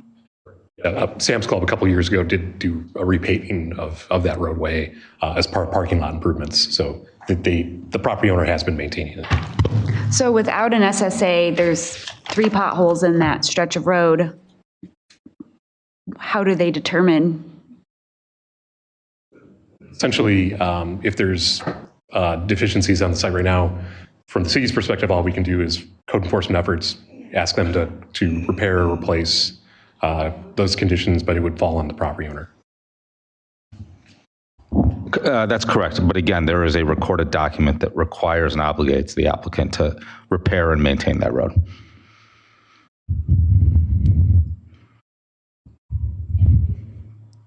And the basin. Okay, good. And the landscaping? And yes, and the landscaping. I had to think about that one. I think we'll go through the ordinances here, and then I will read them off. First one we'll vote on will be ordinance 2024-003, amendment to the comprehensive plan land use map from general commercial to mixed use. I'll make that motion that we send that to council with Second. recommendation. Motion by Wolf, second by Yazzie. Roll call, please. Baraza. Aye. Lancy. Aye. Beck. Aye. Pieper. Aye. Jansit. Solfa. Aye. Wolf. Aye. Barron. Aye. Lehman. Aye. Ayazi. Aye. Malay. Aye. Ewer. Aye. Saron. Aye. Vogel Singer. Aye. It's 13. One passed. We'll move on then to item B, ordinance 2024-004, amendment to the zoning map, general commercial to mixed use zoning district with planned development overlay district, and removing condition number 4. Second. If I can make one interjection. I did during the presentation mention we'll have to modify the sign or the conditions of approval, or excuse me, the zoning modifications to allow the taller sign. If you're okay with that, we can make that change out of the council review. The taller sign is also in this one? Yes. Okay, and then I'll add that as my modification to what is listed in the ordinance currently. And then the other item in that ordinance was with condition 2, I believe they wanted a slight modification to, or language to say an affidavit about the lease that Mr. Vidovitz indicated that he could provide. So we would need to, we can modify ahead of council based on that item 2. That there will be an affidavit stating Tesla is the dealer that's going in there. It has a lease, signed lease. Right, okay. Signed lease. And you're okay with my changes to it for a second? Also, one other thing, on condition number 4, we don't specify the special service area, but the condition does call for the maintenance agreement, which we do not have in place right now with the $1,000. So we probably should just keep that condition in there, but just have the direction that we would not have. It would not be an SSA. SSA listed in that condition then? Correct. Okay. Right. Oh, the maintenance would be just the plowing. The plowing maintenance would then become in item number 4. Correct, right. Sorry to do this to you for the minutes. So that's what we'll leave it at. So the sign would be a change. There will be no mention of the SSA in item 4. And then the sign changes in condition number 2. Correct? That's my motion. Second. That's your second. Motion by Wolf, second by Yazzie. Roll call, please. Baraza. Aye. Lancy. Aye. Beck. Pieper. Chanzit. Sofa. Aye. Wolf. Aye. Barron. Lehman. Ayazi. Malay. Ewer. Saron. Vogel Singer. It's 13. Passes. We want a council positive recommendation. We'll then go on to item C, which is ordinance 2024-005, the text amendment for zoning code to allow certain uses as conditional use in the mixed-use district. Second. And no adjustments. Okay, motion by Wolf, second by Yazzie. All, roll call, please. Baraza. Aye. Lancy. Aye. Beck. Pieper. Chanzit. Sofa. Aye. Wolf. Aye. Barron. Lehman. Ayazi. Malay. Ewer. Saron. Vogel Singer. It's 13. Thank you. One would be item D, which is ordinance 2024-007, conditional uses for motor vehicles, sales and leasing, new and used. Actually, it should be 06 first. The personal property. Yeah, it's out of order. Yeah, I'm out of order. I didn't notice that. Okay, then we'll go forward but back up. Ordinance 2024-006, conditional use for indoor personal property storage use. Second. One modification there, that was the applicant was requesting the language regarding the successors and the signs be added to that particular conditional use, which we were. Okay. So add this succession on there. That will be the motion I make. Second. Motion by Wolf, second by Yazzie. Roll call, please. Barara. Aye. Lancy. Aye. Beck. Pieper. Chanzit. Sofa. Aye. Wolf. Aye. Barron. Lehman. Ayazi. Malay. Ewer. Saron. Vogel Singer. It's 13. Thank you. Then we will up to ordinance 2024-007, conditional uses for motor vehicle sales and leasing, new and used. Second motion. Second by Yazzie. Roll call, please. Baraza. Aye. Lancy. Aye. Beck. Pieper. Chanzit. Sofa. Aye. Wolf. Aye. Barron. Lehman. Ayazi. Malay. Ewer. Saron. Vogel Singer. It's 13. Thank you. And then finally, resolution 2024-009R, preliminary and final plat of subdivision for Batavia Square subdivision. Second. Motion. Motion by Wolf, second by Ayazi. Roll call, please. Baraza. Aye. Lancy. Aye. Beck. Pieper. Chanzit. Sofa. Aye. Wolf. Aye. Barron. Lehman. Ayazi. Malay. Ewer. Saron. Vogel Singer. It's 13.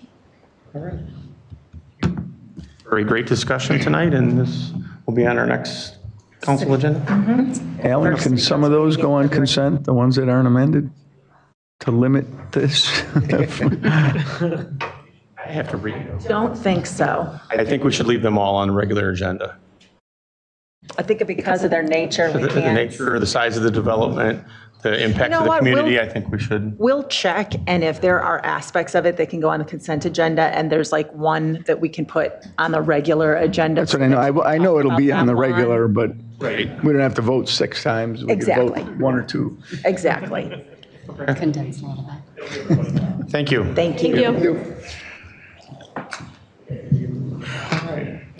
On to item number 8, which is ordinance 24008, extension of a 180-day moratorium on acceptance and processing of certain building and zoning applications for the L1 light industrial and GI general industrial properties in the SRS South River Street Gateway Overlay District. City of Batavia applicant.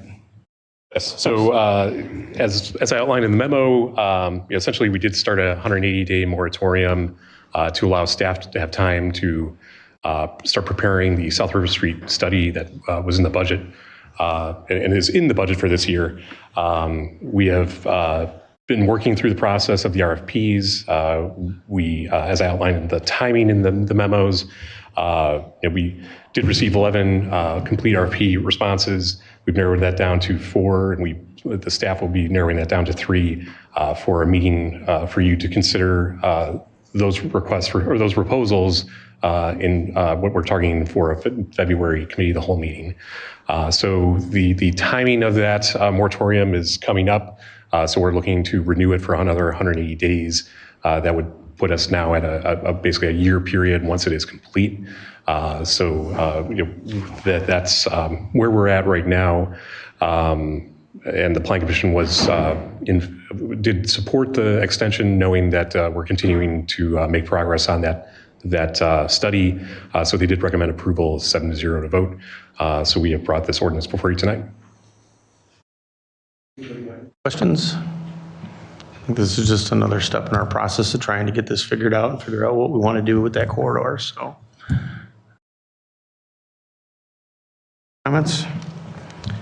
I will make the motion that we recommend to council ordinance 2024-008, extension of 180-day moratorium on the acceptance and processing of certain building and zoning applications for the LI light industrial and GI general industrial properties in the SRS or South River Street Gateway Overlay District. Second. Motion by Wolf, second by Ewer. Voice vote, please. Aye. In favor? Opposed? Okay. Motion carries. That will come consent. Our key discussion of the night. A discussion on the amendments to the city code provisions allowing video gaming. Hello, everyone. Let me...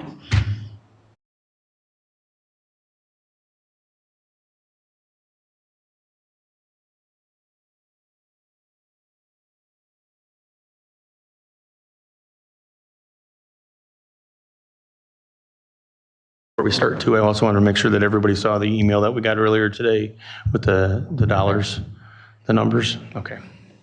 And we'll talk about that a little as well.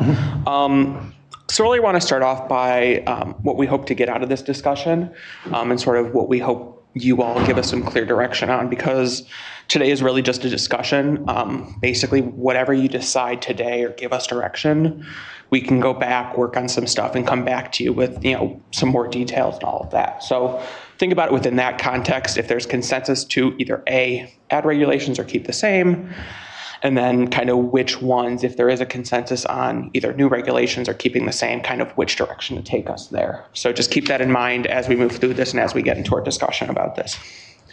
So a bit of background onto how we got here and kind of where we are right now. So the state authorized video gaming back in 2009. Basically, anywhere with a liquor license would be able to qualify to obtain video gaming. Past city councils have taken a couple of votes on video gaming prior to today's discussion. Originally, the council on a 10-4 vote was against it. That was in 2009. It came back up in 2014. And again, the council voted 6-8 to prohibit video gaming in the town. Then in 2017, Ordinance 1711 allowed video gaming, and that is more or less what our current regulations are. And that was a 12-0 vote. There was a slight modification on a 10-0 vote. Then the most recent actual change that got done was a slight raising in fees from $1,000 to $1,500 for liquor license classes, tied to the gaming thing, I believe.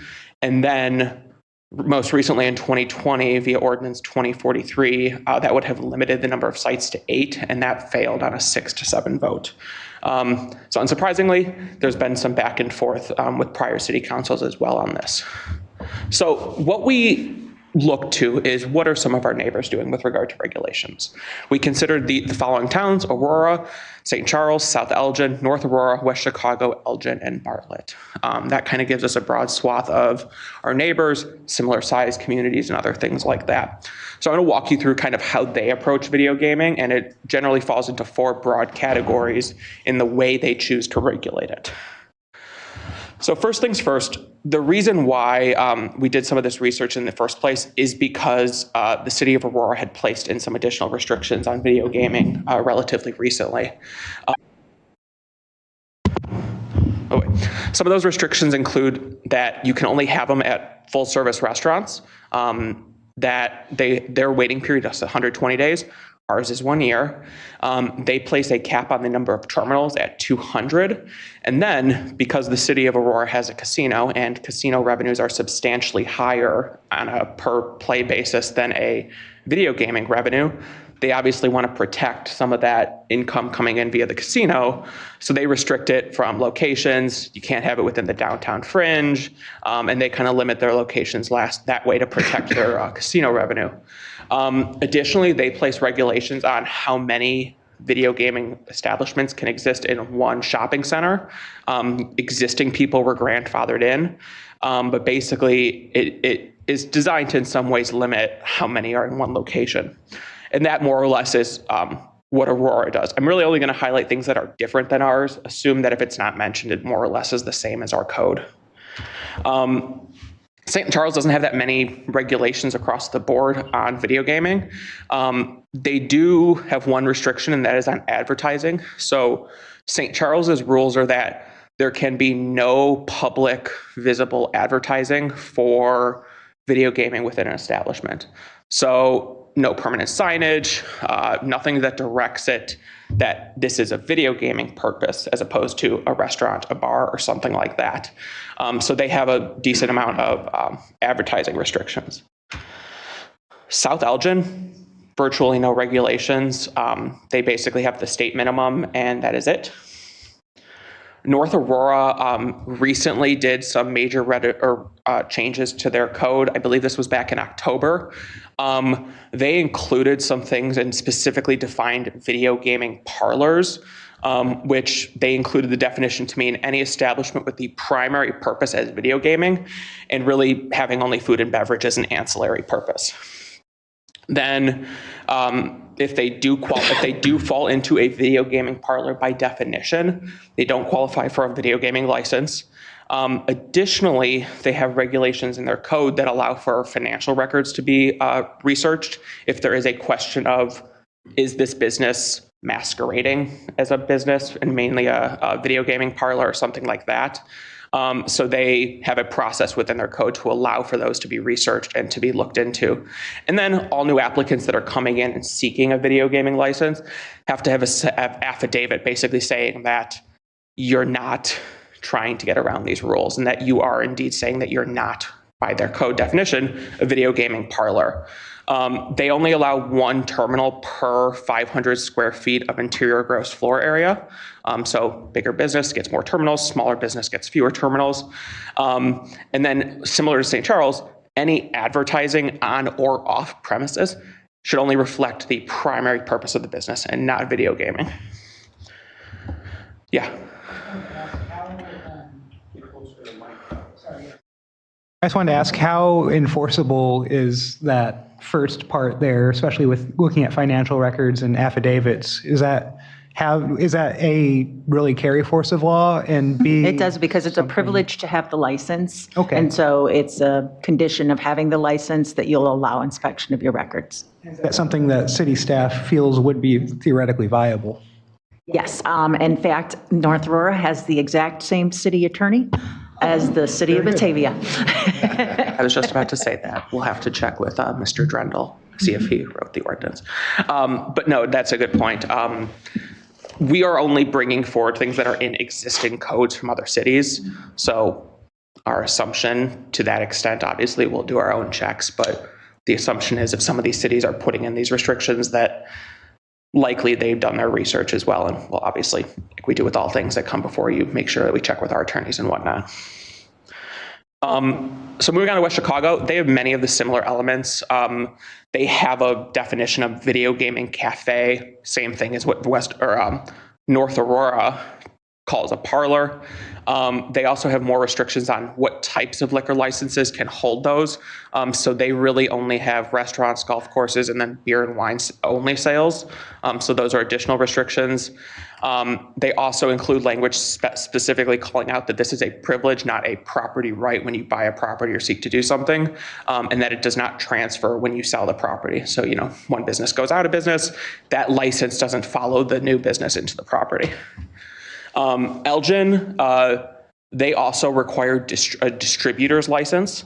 So if you're not super familiar with how it works, there's terminal operators who, do all the over-the-top work to basically make it so a business doesn't have to really do all that much to bring in that revenue. They charge them a license fee as well, and that really just appears to be a revenue stream from what I could tell. Elgin also has similar provisions that are prohibiting, the primary use of the facility being for video gaming, and that it has to be an accessory use, not the primary use. And they use terms within their zoning code to define primary versus secondary use. Bartlett also has minimal regulations. They had something grandfathered in, which was a push tax. Basically, when you play, it's a 1 cent tax per machine. We don't even have that option. It was banned by the state. So that's just one thing that, even if it was being considered, we don't have that authority anymore. But communities that had that prior were grandfathered in. So now I want to talk a little bit about some of the data that we looked into. Basically, how many establishments there are per city and some of the ratios we have within that.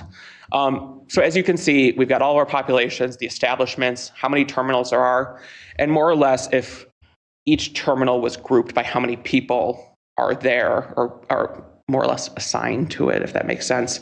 Batavia would fall in at 2,375 people per terminal in town. That amounts to about 484 persons. So that's per establishment, so that has licensing. And then on a per terminal basis, it's 484. You can see that kind of falls within where some of the other towns are. Aurora and Elgin obviously have much larger populations, so that skews that potentially. But among St. Charles, Bartlett, South Elgin, North Aurora, West Chicago, you can kind of see we're more or less in line with where they're at. And so it's just kind of some data there to help you understand that as well. And then there was an extensive study done by ProPublica that I just did want to mention that kind of talks about some of the pitfalls in the state's approach to video gaming. Obviously to consider. Generally speaking, we tend to see a proliferation of these devices in lower income communities. It tends to be that as the income levels in a community decrease, there tends to be an upwards flow of how many gaming establishments move in. Additionally, across the board, even in towns that may be saturated with these devices, it generally doesn't account for more than 3% of local revenues. But I do want to call out that still is a substantial portion. So we brought in $168,922 in 2023. That includes licensing revenue. That accounted for 0.5% of the general fund revenue. It's still a revenue stream that is greater than some other things. I think Peggy mentioned things like permit revenues, fees from other things. So it is a substantial chunk of that kind of revenue stream. Additionally, researchers do say that gambling revenues are heavily subject to economic trends, so that when the economy is very good, people have more disposable income. They may be more prone to spending it on video gaming, as opposed to times are tight, those revenues tend to go down, and we see that with casinos as well as video gaming and that whole thing. So really, there's 4 domains I want you to consider if there is a consensus on regulation. It really falls into 4 categories. We have location restriction, limiting licenses, advertising restrictions, and primary purpose via financial records. So I'll talk about location restriction 1. First and foremost, this all has to be as a condition of licensure. So to be clear, all of these regulations would be applied on the licensure side. So as a condition of licensure, any new licensee must mean a minimum distance from another licensee. Aurora has one. Aurora has this type of regulation, and theirs is set at 0.5 mile. They also prohibit new video gaming in their downtown area. We could consider, if that was something council was interested in, considering it based on zoning districts or other things, it would ostensibly allow existing folks to be grandfathered in, but prohibit additional gaming in that area. There's also the option to just limit the number of licenses that the city gives out at any given time. This would basically mean that until an existing establishment gets off of the video gaming, then no new licenses are given once we hit that cap. And that's something that would be up to council as to what that cap is, whether it's on establishment, licensing, or the number of terminals, whatever that may be. And that's ultimately a council level decision. Next is advertising restrictions. There's a number of towns that have this. Basically, if you're a restaurant that serves food, your advertising should be food, not we do video gaming and, oh, you can also get a pizza or something. That's what their ordinances and restrictions are written as, and that's another thing council can consider. And then lastly, this is some issue that has come up in discussions from city council. Is it, is this an ancillary purpose or is the primary purpose or something like that? North Aurora does allow or does require financial records, or at least an affidavit to be sure that you are doing what you say you're going to be doing, and we can check to make sure that's the case. That's something that the city could consider as well. Ultimately, if we find out someone's violating it, it depends on the level of severity and all those things, and hopefully that doesn't happen, but there are mechanisms in place should someone lie on an official thing. So those are really the gist of our options that you may want to consider. And really, it's up to you all as to which direction you want staff to take. No action, some action, which ones seem most appropriate to you all. And I think it might be helpful, like kind of when there's like an idea of a consensus, do a quick straw poll or something like that. So we kind of know where to work and do some more research, and if we do need to draft an ordinance or something.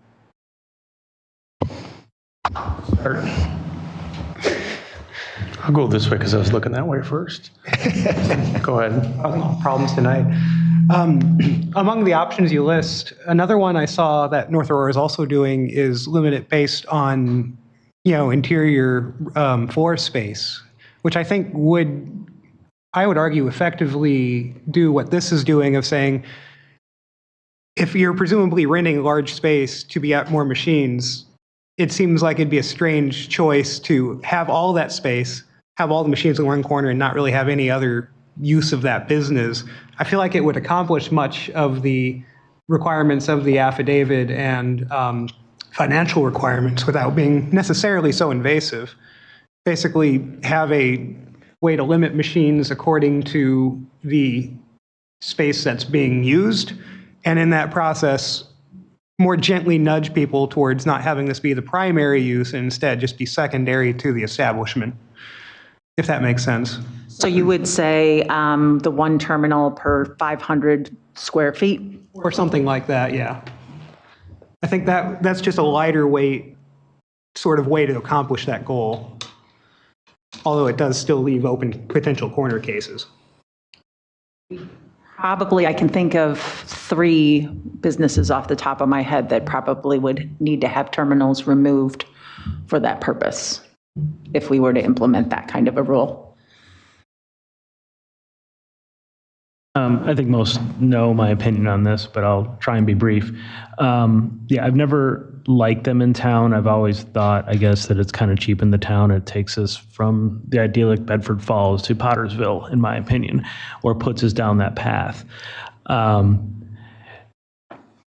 However, I've also said I would not vote on anything that would remove anything from any existing business. I'm not going to take away revenue. So anything that we would do, I would say, well, other than maybe signage, I would say I would grandfather, because my ultimate proposal would be that we eliminate it and don't allow any more.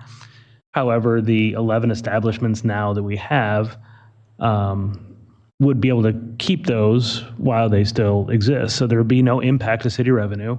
There'd be no impact to those businesses. They'd be able to continue to operate as normal.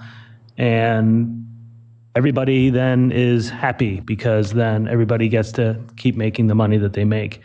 I'm glad you put that article up there about in lower income. The data that you sent later in the day proves it, that the proliferation of the usage of them is in the lower income neighborhoods in Batavia. The number 1 being Speedway, number 2 being Rosati's Pizza, number 3 is Crosstown. There is a correlation. There's a reason now, and I know it's been spoken, hey, there's all kinds of video gaming that's available or gambling that's available online now in sports betting.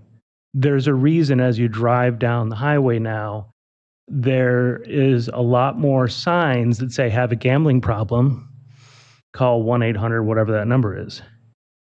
It's an addiction. And Dan Chance is not here to say it, but he said it before, they're designed to draw you in.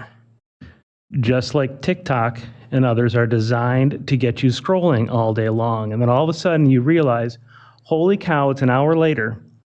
What have I done with my time? And that's what happens with the video gaming for those that have an addiction.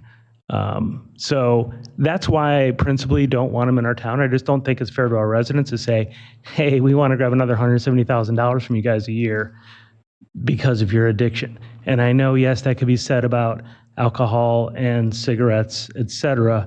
But there's not a lot of billboards out there right now that are saying, hey, have a drinking problem, go here. Have a smoking problem, go here. They don't exist. Those things don't exist the way that it is for gaming. So first proposal will be grandfather whoever's in, get rid of them. And then if that is a no-go because we can't get enough votes, I would definitely say eliminate all the signage, because that takes us back, at least on the surface.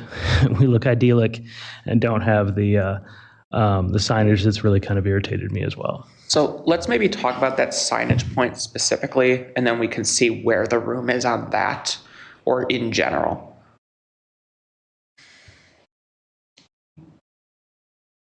Voter opinions. We have opinions.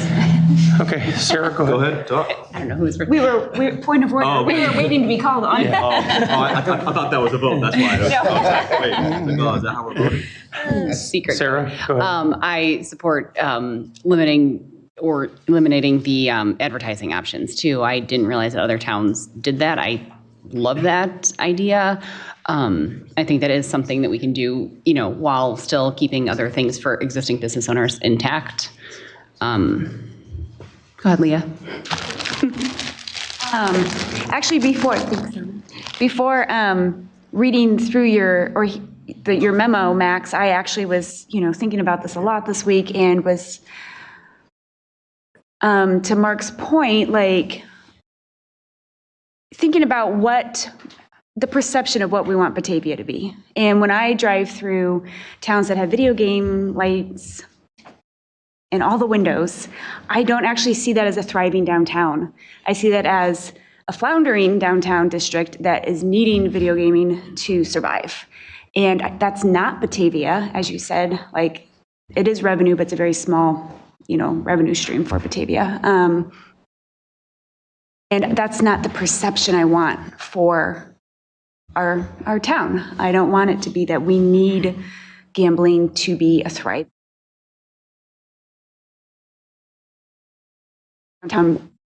So if this is something we decide we want to keep, whether we cap or limit how many gamings are in each business, I am a very large proponent of limiting signage. And that was something that I actually was pondering before I read through your memo. That's what I was starting this off with, was that would be something I would be supportive of in our downtown area. Maybe Randall Road, Kirk Road, we do something different, but maybe within our downtown business district, we have one set of regulation, and then Randall Road, Kirk, something different. So.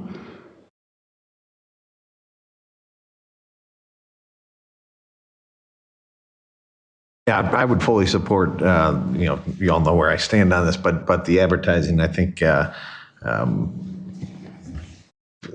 exactly what said, when you go through a town, go through St. Charles, you don't see that. They have more machines than we do. So I don't think it would hinder. Says that are relying on that, and I'm with you, Mark. I don't want to take anything away, but it's about. I've said all along, I don't want that image for Batavia, and I think that's one measure we can take that I think is not, taken away from anyone. So. And just to clarify, what was suggested was to say not in the downtown, but so the downtown mixed-use district, no advertising of video gaming, but then keep the same regulations in place outside of the downtown mixed-use district? I think or do you want to eliminate it altogether?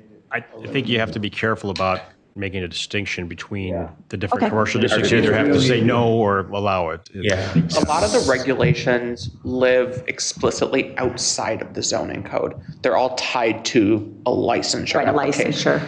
And so I'm not sure if that, like you said, that might create an issue. Kind of, if that's something council really wants us to look into, we can, but it sounds like there is, to some extent, a consensus on restricting the advertising. And kind of so do we want to do like a quick, we can Who wants the advertising? Yeah. I think that'd be an That's easier an thing easier way to ask. to say, is there anybody who still supports the advertising? Abby? Right. I know you don't. I'm just giving you your chance to speak about Sure, this. thank you. And I just wanted to back up because I think the way Mark started it was, there are those of us that would like to see the cap and as those close, their licenses go away. And then the way you posed the advertisements was kind of like a plan B if that didn't pass. I'm also okay with it in conjunction, but I just also wanted to say that I'd like to know if there is consensus around that limit, capping it where it's at now and slowly eliminating them as they close. Want to discuss or do a straw poll on support in favor of that?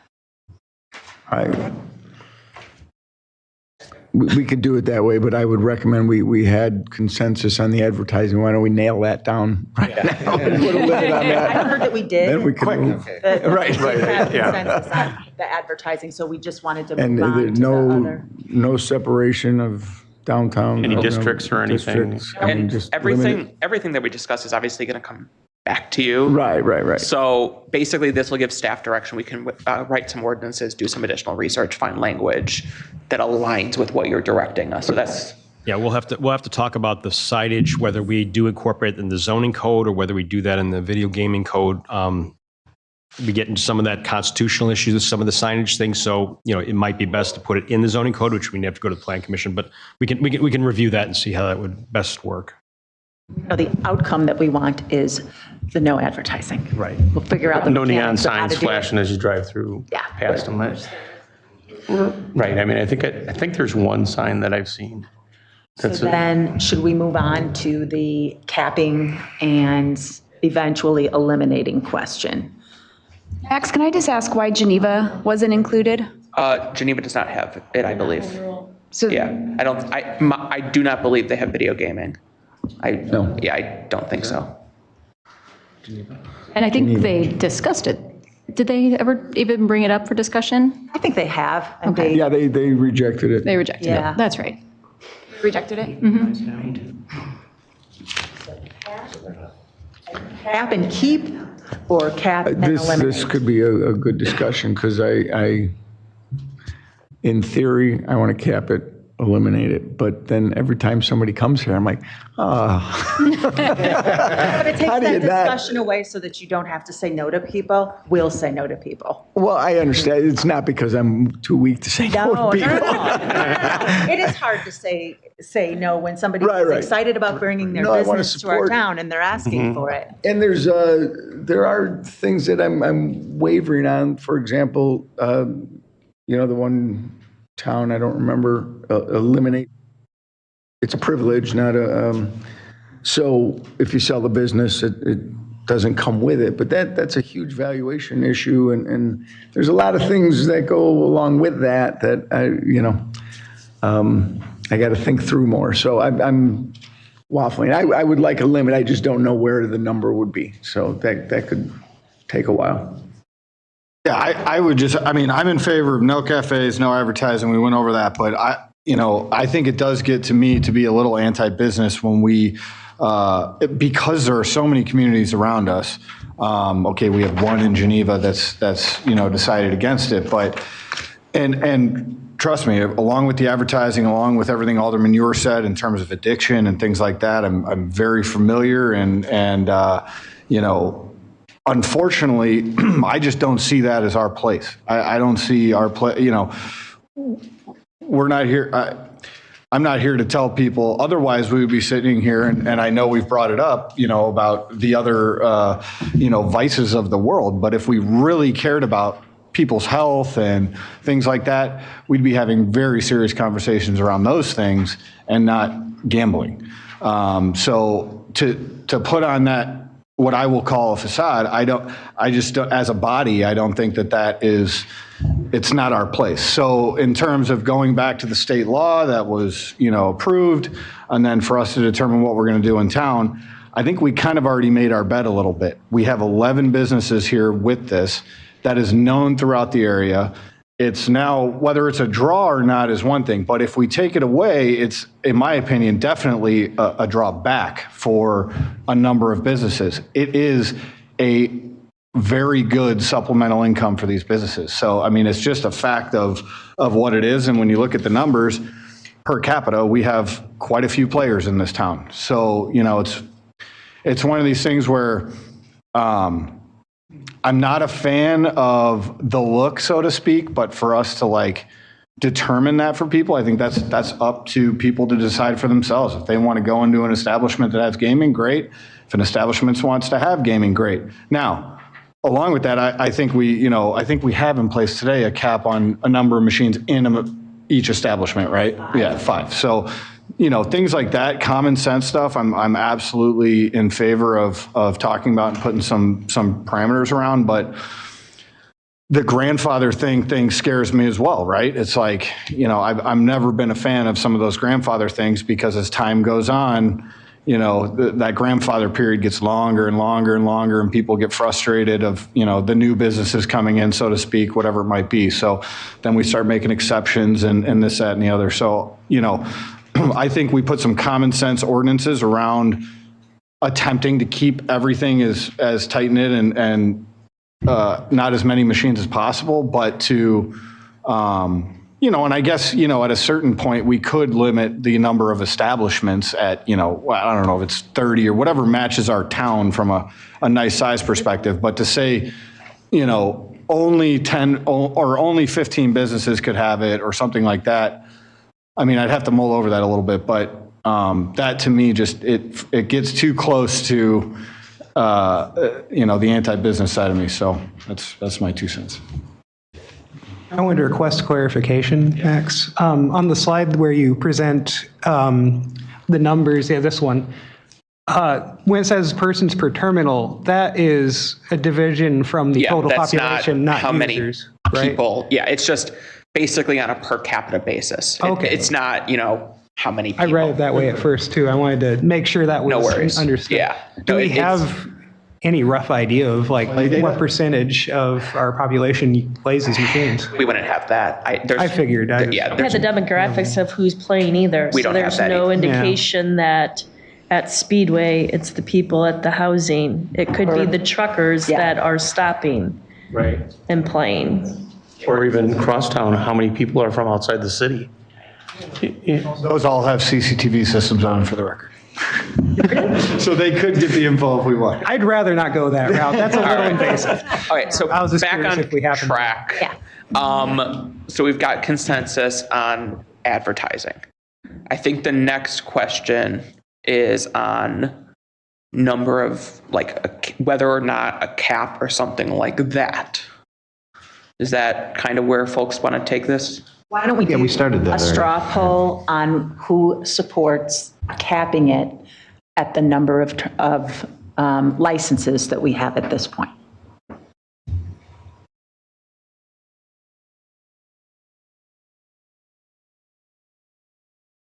Six, and we've got one person who's absent tonight who I think I know where that. So it's about half and half split there. Actually, I wanted to talk on that specifically. We started talking about that cap, but I didn't get a chance on that. And I support a cap in place. You know how I feel, but just consider this. And currently, the code is, or the rules stipulate that it's not transferable. Correct? It is transferable okay. if you open up the exact same type of business within 1 year. Except for the conditional use is not transferable. If it's a new one that has a conditional use, those have to go through the process again. Okay, Yeah, if it was established prior to it becoming a conditional use, then it is not transferable. So that's probably, what do we half our conditional use, if that? Not quite I would say more like 1/3, because we really haven't had a proliferation of these things. We had like 8 people who got them in the first couple of years, and then they just kind of, the other 3, it's people who came and went, and we had, 2 or 3 this unusual. So one point I would add to that, if we did put a cap in place, we wouldn't have to keep having this conversation. Because I've been at the council and this comes up, we have spent a lot of time talking about that without doing harm to anyone. I agree with that, Mark. So that's something to consider, that, if we did decide to have a cap somewhere, we would not be in this position to have to say no, even though you can sound like me sometimes. So right now, we ask the question of a cap at the current license holders. If we were to say that the cap was somewhere higher than that, let's say we're at 11 today, and we use a number like 20 licenses, is that something, who would be in favor of us capping it at 20 licenses? I think the thing that we have to take into consideration, and Alan even said this when this first came up, we have nobody in the audience from the residents that have complained about this. I have not received an email from residents regarding this. This is something where we are putting our own biases into a decision, and we have to take a look at our biases and decide what is best for our community. It is not drawing people away, it's not drawing businesses away, but it's helping businesses come and establish themselves. We're not getting a Chili's coming in and looking for this. We're getting mom and pops, people that are small businesses coming in, asking for that assistance to just get them through the cost of construction. And so when we come here and make decisions, we have to make these decisions for what is right for the community, and we have to put aside our biases. I know we got Chris online. Chris, go ahead.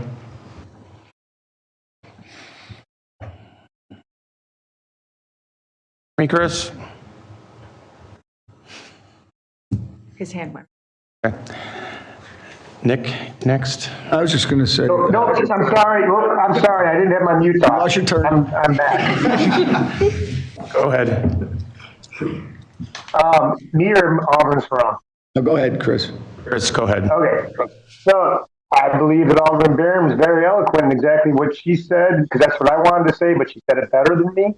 I've received zero. I've been in this community since 1976, other than a couple of years off and on when I was at school or living downtown.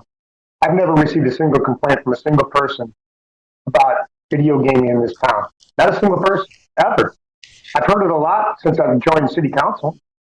That's the first time I've ever heard it, though. And I received, I can't tell you how many unpleasant phone calls and emails about putting a 10-cent fee on plastic bags. It was crazy. Or about the contract with Groot, the amount of phone calls and emails I received.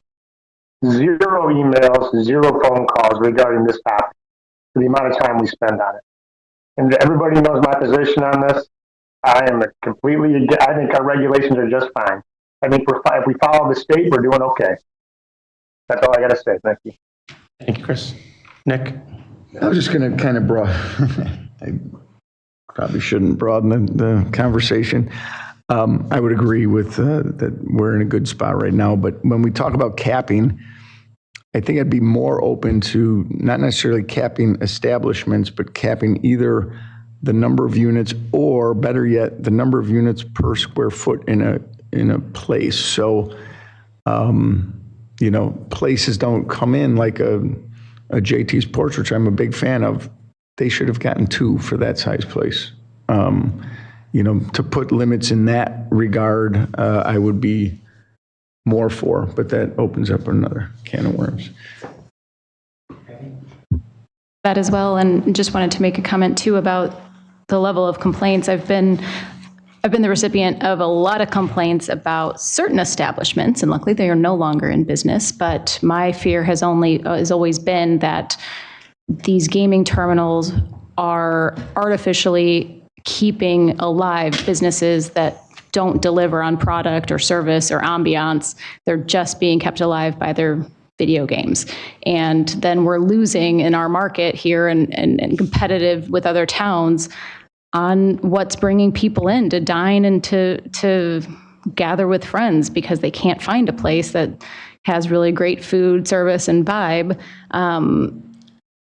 And so I'm not saying that that's true of any businesses that are in place right now, but it has been true in the past. The complaints are strong and real, and they were scary at times. So that's always been my fear. The ones that we have now, continue to let them go. I really like that idea of limiting per square foot. That in combination with the advertisements, I think would go a long way. I don't think it's just my own personal bias. I don't have a personal bias against gaming. I lived in Las Vegas for 6 years. I saw a lot of it, but also didn't have a lot of very cool places to go because they didn't need to be cool. They just had video games everywhere. So how about if what staff does is bring back an ordinance with some alternative changes in it, right? And so we didn't seem to have majority support for limiting the amount of establishments, but let's put that in there anyway for, us to have more discussion and thought about to see if we can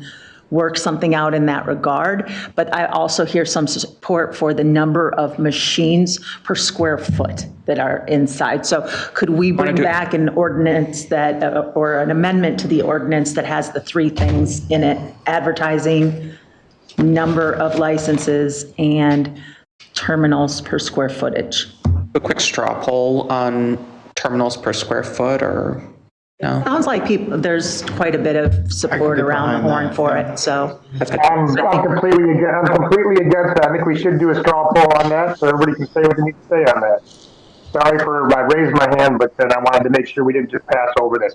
I don't know why we're not doing straw polls on this thing. Oh, okay. I don't hear a We can do majority. a straw poll, and it's because you don't have the video, Chris. I'm sorry. We've got the advantage of seeing nodding heads around the dais, and you don't. So let's go ahead and do a straw poll if you're in favor of limiting the number of terminals per square foot. 1, 2. 4, 5, 6, 7, 8, 9, 10. Worth more discussion, right? I mean, Oh, yeah. in terms of- This is just then. I'm tired of discussing a this. draft. This is like the 12th conversation since I've been on council. Anytime somebody new comes on, it's being asked to be talked about again. And I guess I'll state my feeling on this is I don't feel we have a problem in Oh, I this town know, with this. but I'm all for trying to limit the visible signs of it, but we don't have a problem with it. We don't have a proliferation of it. We don't have people coming in because of the way our ordinance is written now. You can't get a license and you can't set up, in a strip mall and have a cooler in the corner with beer in it and say, I have a liquor license to sell that beer, so now I can have the terminals. That's not how this has worked in this community. I meant to add to the end of my comment too about like the artificially keeping a business alive was that I really liked the affidavit, the financial inspection option being because it seems like there's a lot of loopholes, not a lot of loopholes, but we have seen businesses come in that didn't have to be open for a year, that openly admitted that if they don't have gaming, their business model doesn't work, which is, in my mind, essentially a video gaming cafe. So I think we need something tighter because we're going against what our initial intent was in a couple places. And I have a question.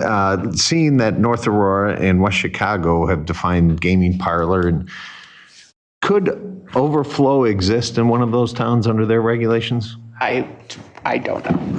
It doesn't sound like it. I don't think So that the I bring that up square footage because requirement would allow it. the mayor has talked about this, in the past about the situation in Aurora, right there at was it What Butterfield? really helps us is our 1 year. North Aurora doesn't have a 1 year waiting period of time. And I really can't see someone signing a lease, paying rent for a full year on an empty establishment, and then bringing in a bucket of beer. But I guess this goes to, I don't think overflow would be allowed in North Aurora or West Chicago under their current code. They also don't have Riverside in those towns. Yeah, they couldn't be in the same. That's two different businesses. Respectfully, Tony, I actually went to the overflow up in South Elgin for a private party. Nobody was sitting at the machines playing until I sat down and threw in a 20. We're there to drink and to eat, and it was food that was catered from Riverside, and that's what people were there for. Their primary business is the bar. Their primary business is a bar and to serve But I don't parties. believe they would be allowed in those towns under those regulations. They're in South Elgin. That's not what we're here to decide, Tony. No, well, it was brought up here, whether we want to include these kind of regulations in our town, that's exactly what our conversation is here. And that's why I'm not for those, because I can see, I've been out there, I've experienced what the establishments are. Mark? And I threw my money in there. I don't want to create too much of a back and forth on some of this stuff, but I have talked to people that do not like the establishments. Riverside tends to get the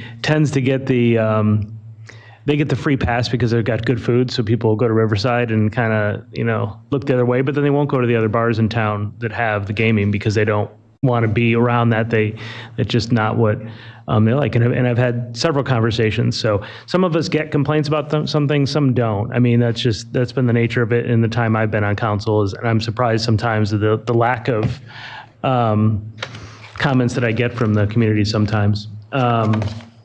And then, Chris, to your comment, the state, Geneva's following the state's law as well, because the cities are given the right to whether or not they want to allow it.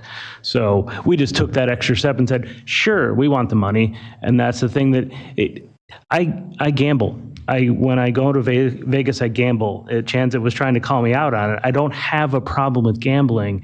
I'm trying to protect those that may. And yeah, sure, I guess they can go to a different place, but maybe they don't if they have to get in a car and drive somewhere rather than walking 2 or 3 blocks to get somewhere. That's kind of what I'm trying to help our citizens on any way I can, little things like that. So I'll leave it at that. I'm not.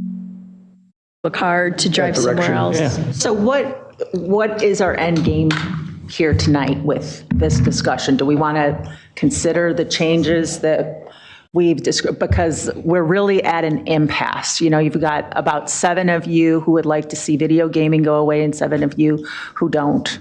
And otherwise you put it on the shoulder of the agreed mayor. on are things, if we want to change Right. our ordinance or we want to change the license, let's limit the advertising, and then we're going to have a vote on whether we want to do square footage limitations for the terminals or a cap. Those are the 2 things we have to vote on.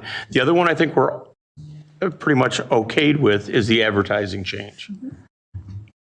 Scott? One other thing I would note is that, I think you kind of took a straw poll on whether you'd cap it at 11. You kind of did it on 20, but we didn't do something in between. So I don't know if maybe some people feel that 20 is way too many. Maybe the number is 13. I don't know what, but I just throw that out there. I mean, if we really want to do this and we want to compromise and barter about this, why don't we pick the middle and say 15? And then, we have 15. If all of a sudden we got 20 people that want to come in and open up a business and ask for that, then the council can decide if they want to change it. Is it 5 that's maximum? 5 terminals per business. And Chris has his hand up. Chris, go ahead. I'm tired of this conversation. I'm sorry, I'm done with this stuff. I had many more things to say, but I'm not there, and I don't feel it's productive. So, sorry, I should have taken my hand down. It seemed we had the votes for the square footage. Is that in conjunction with a cap? It'll all be cafeteria style to take a look at an amendment to the ordinance, and we can vote on each one of those changes. And the other thing we would have to do if we do limit it terminals per square foot, we also have to think about, do we grandfather in the ones that would not fit into that box after we change that? So that would be part of that discussion. Yeah. Leah? I just want to make a comment that, we get the privilege on city council to talk about these subjects back and forth and make decisions for our community. And honestly, if we're not hearing from the community, it probably means we're doing something right. Like, when we hear from them is when we've really messed something up or it impacts them a lot, like the Groot one did. And we all know that our hands were a little bit tied on that. But this is why we're here, is to go back and forth and have these intense discussions for our community, that they can be at home right now, having a beer and watching TV. So that's what we signed up for, and it's a privilege. So to not be like, and yes, we have discussed this a lot. And it would be really nice to it would be kind of nice to get a final ordinance and move on from this discussion, but it's more than how many establishments we have. You guys weren't around for chickens. I'll just tell you that. For the amount of things, the amount of people that got chicken permits and the amount of time we listened to people and the amount of time we talked about it was absolutely insane. If you guys, I'll be fine. Okay, we got to get back on track here. I'll give you one more. Related to the topic of community feedback, though, I would argue that in this case, the people who are most affected aren't going to say anything about it because they, potentially are addicted to it, and they're not going to want to see it necessarily go away immediately. But it still has a negative impact on not only their lives, but our town. It could be discretionary money for them. It could be. That's admittedly true. I spent my $100, it's gone, so I can't go and throw it in. It's one of those problems that what I'm suggesting is we might not hear about it directly, but it has a lot of indirect effects that you won't get just through community feedback. In addition to what Mark suggested, I've talked to a lot of people about this. There's generally a relatively mid to negative view of it, maybe not enough to rise to complaint, but just generally a feeling of, is this really what we want for our town? That's another reason we might not be hearing any feedback, because it's like a dull ache. It's not enough to draw comment, but it's always there. It's one of those things that it's not, I don't know if it's necessarily a positive for our town, but it hasn't risen to the level of direct comment yet. So it's a limitation of community feedback. Do they even know until you bring it up that it's there? Because you don't see it. You don't see it walking down the streets and I do. driving by. I know a lot of people who, much like Mark suggested, avoid a lot of locations in our town because honestly, the gaming brings down the vibe. I would love to get a phone call from these people then. I'll make a point of it. Serious question, because I don't know one. Where, if we're driving downtown, where can you see machines, blinky lights, all that going on? There's Bulldog three Cafe. signs. There's 3 signs downtown. None of them flash. Well, the Bulldog one doesn't flash. There's a Bulldog sign. There's a sign above Wilson Street Tavern. I know it doesn't flash though. I mean, it doesn't Rosati's. blink. And then Rosati's has one about that big. Those are the only 3 downtown. Crosstown has one in the corner behind the Rooster that I live right next to it. Didn't even know it was there because the Rooster literally blocks it, and that one actually is animated. Right. But Oh, it is? There's a sign out on the road by Wilson Street too that's always put out there that has jackpot information on it. That's very prevalent right at the side. That sign that says what they have for their happy hour. So in the On chalk, it's written in chalk. since we already decided to limit the advertising, can we move on from that? I wish. I sure wish. I think staff will draft some stuff. We'll come back to you and expect this on a future cow. We'll bring them we'll figure out the best way to put them all together so you can kind of vote separately on them and. Get the over-under on each one. Sorry. And also, I just want to point out, since this is going out and recorded for the public, if there's anyone in Ward 1 who'd like to comment about this to me, I would invite emails, please, so that I can have some input. If anybody cares about it one way or the other, or has any feelings at all, please reach out to your alderman. Not only me, but everybody here on council. Thank you. So come back with those 3. Come back with those 3. I get feedback. I don't know. Okay, we'll end that one. And we'll move on to item number 10, which is project status. The only thing that I would like to bring up under project status is that we recently sent out a letter to our liquor license holding establishments, reminding them of some of the rules that are in our code that seem to, we'd have kind of fallen off on compliance with. And one of those was we have a prohibition against happy hour. Well, that really shocked quite a lot of people. I even got some questions from members of city council and our Main Street organization. Is that something that you would like to see changed? Because happy hours used to be, for a period of time, prohibited by the state of Illinois. But then they decided to repeal that prohibition after all of the blowback that they got, and they put some restrictions in place. Could only be for 4 hours at a time, couldn't be from 10 p.m. until closing, could only have them for 15 hours per week. Is that something that you would like me to bring back to you as an amendment to the liquor code for you guys to consider and decide? Yes. Laura, this is Chris, and I have heard these same complaints from some other business owners, and I do think that, again, with my theme of following the state of Illinois, and so as long as we're doing what their regulations say, I think that we should match them as well. So I believe that it is a topic that should be addressed where we get rid of that particular restriction, since it's no longer a restriction from Illinois. And it would seem the only reason why we put that restriction in place because Illinois said we had to. I think so. Okay, thank you very much. Yeah, I was asked that question, and it took me about 20 minutes to find it on the website and realize that it was actually there, and then send it to somebody that had asked me that question, so. Is it 3444? Yeah, I don't remember what the number, find it, because I did send them the link to it so that they could see it, because they were asking about that. And what happened? It's got to be 33. I think it's 34444. Okay. Because I looked it up So- when I got next question on that. Okay, we will then move on to others. Does anybody have any others? I just wanted to give a shout out to Dustin, who is organizing a series of movie nights about different community topics. And the first one was last night at the library.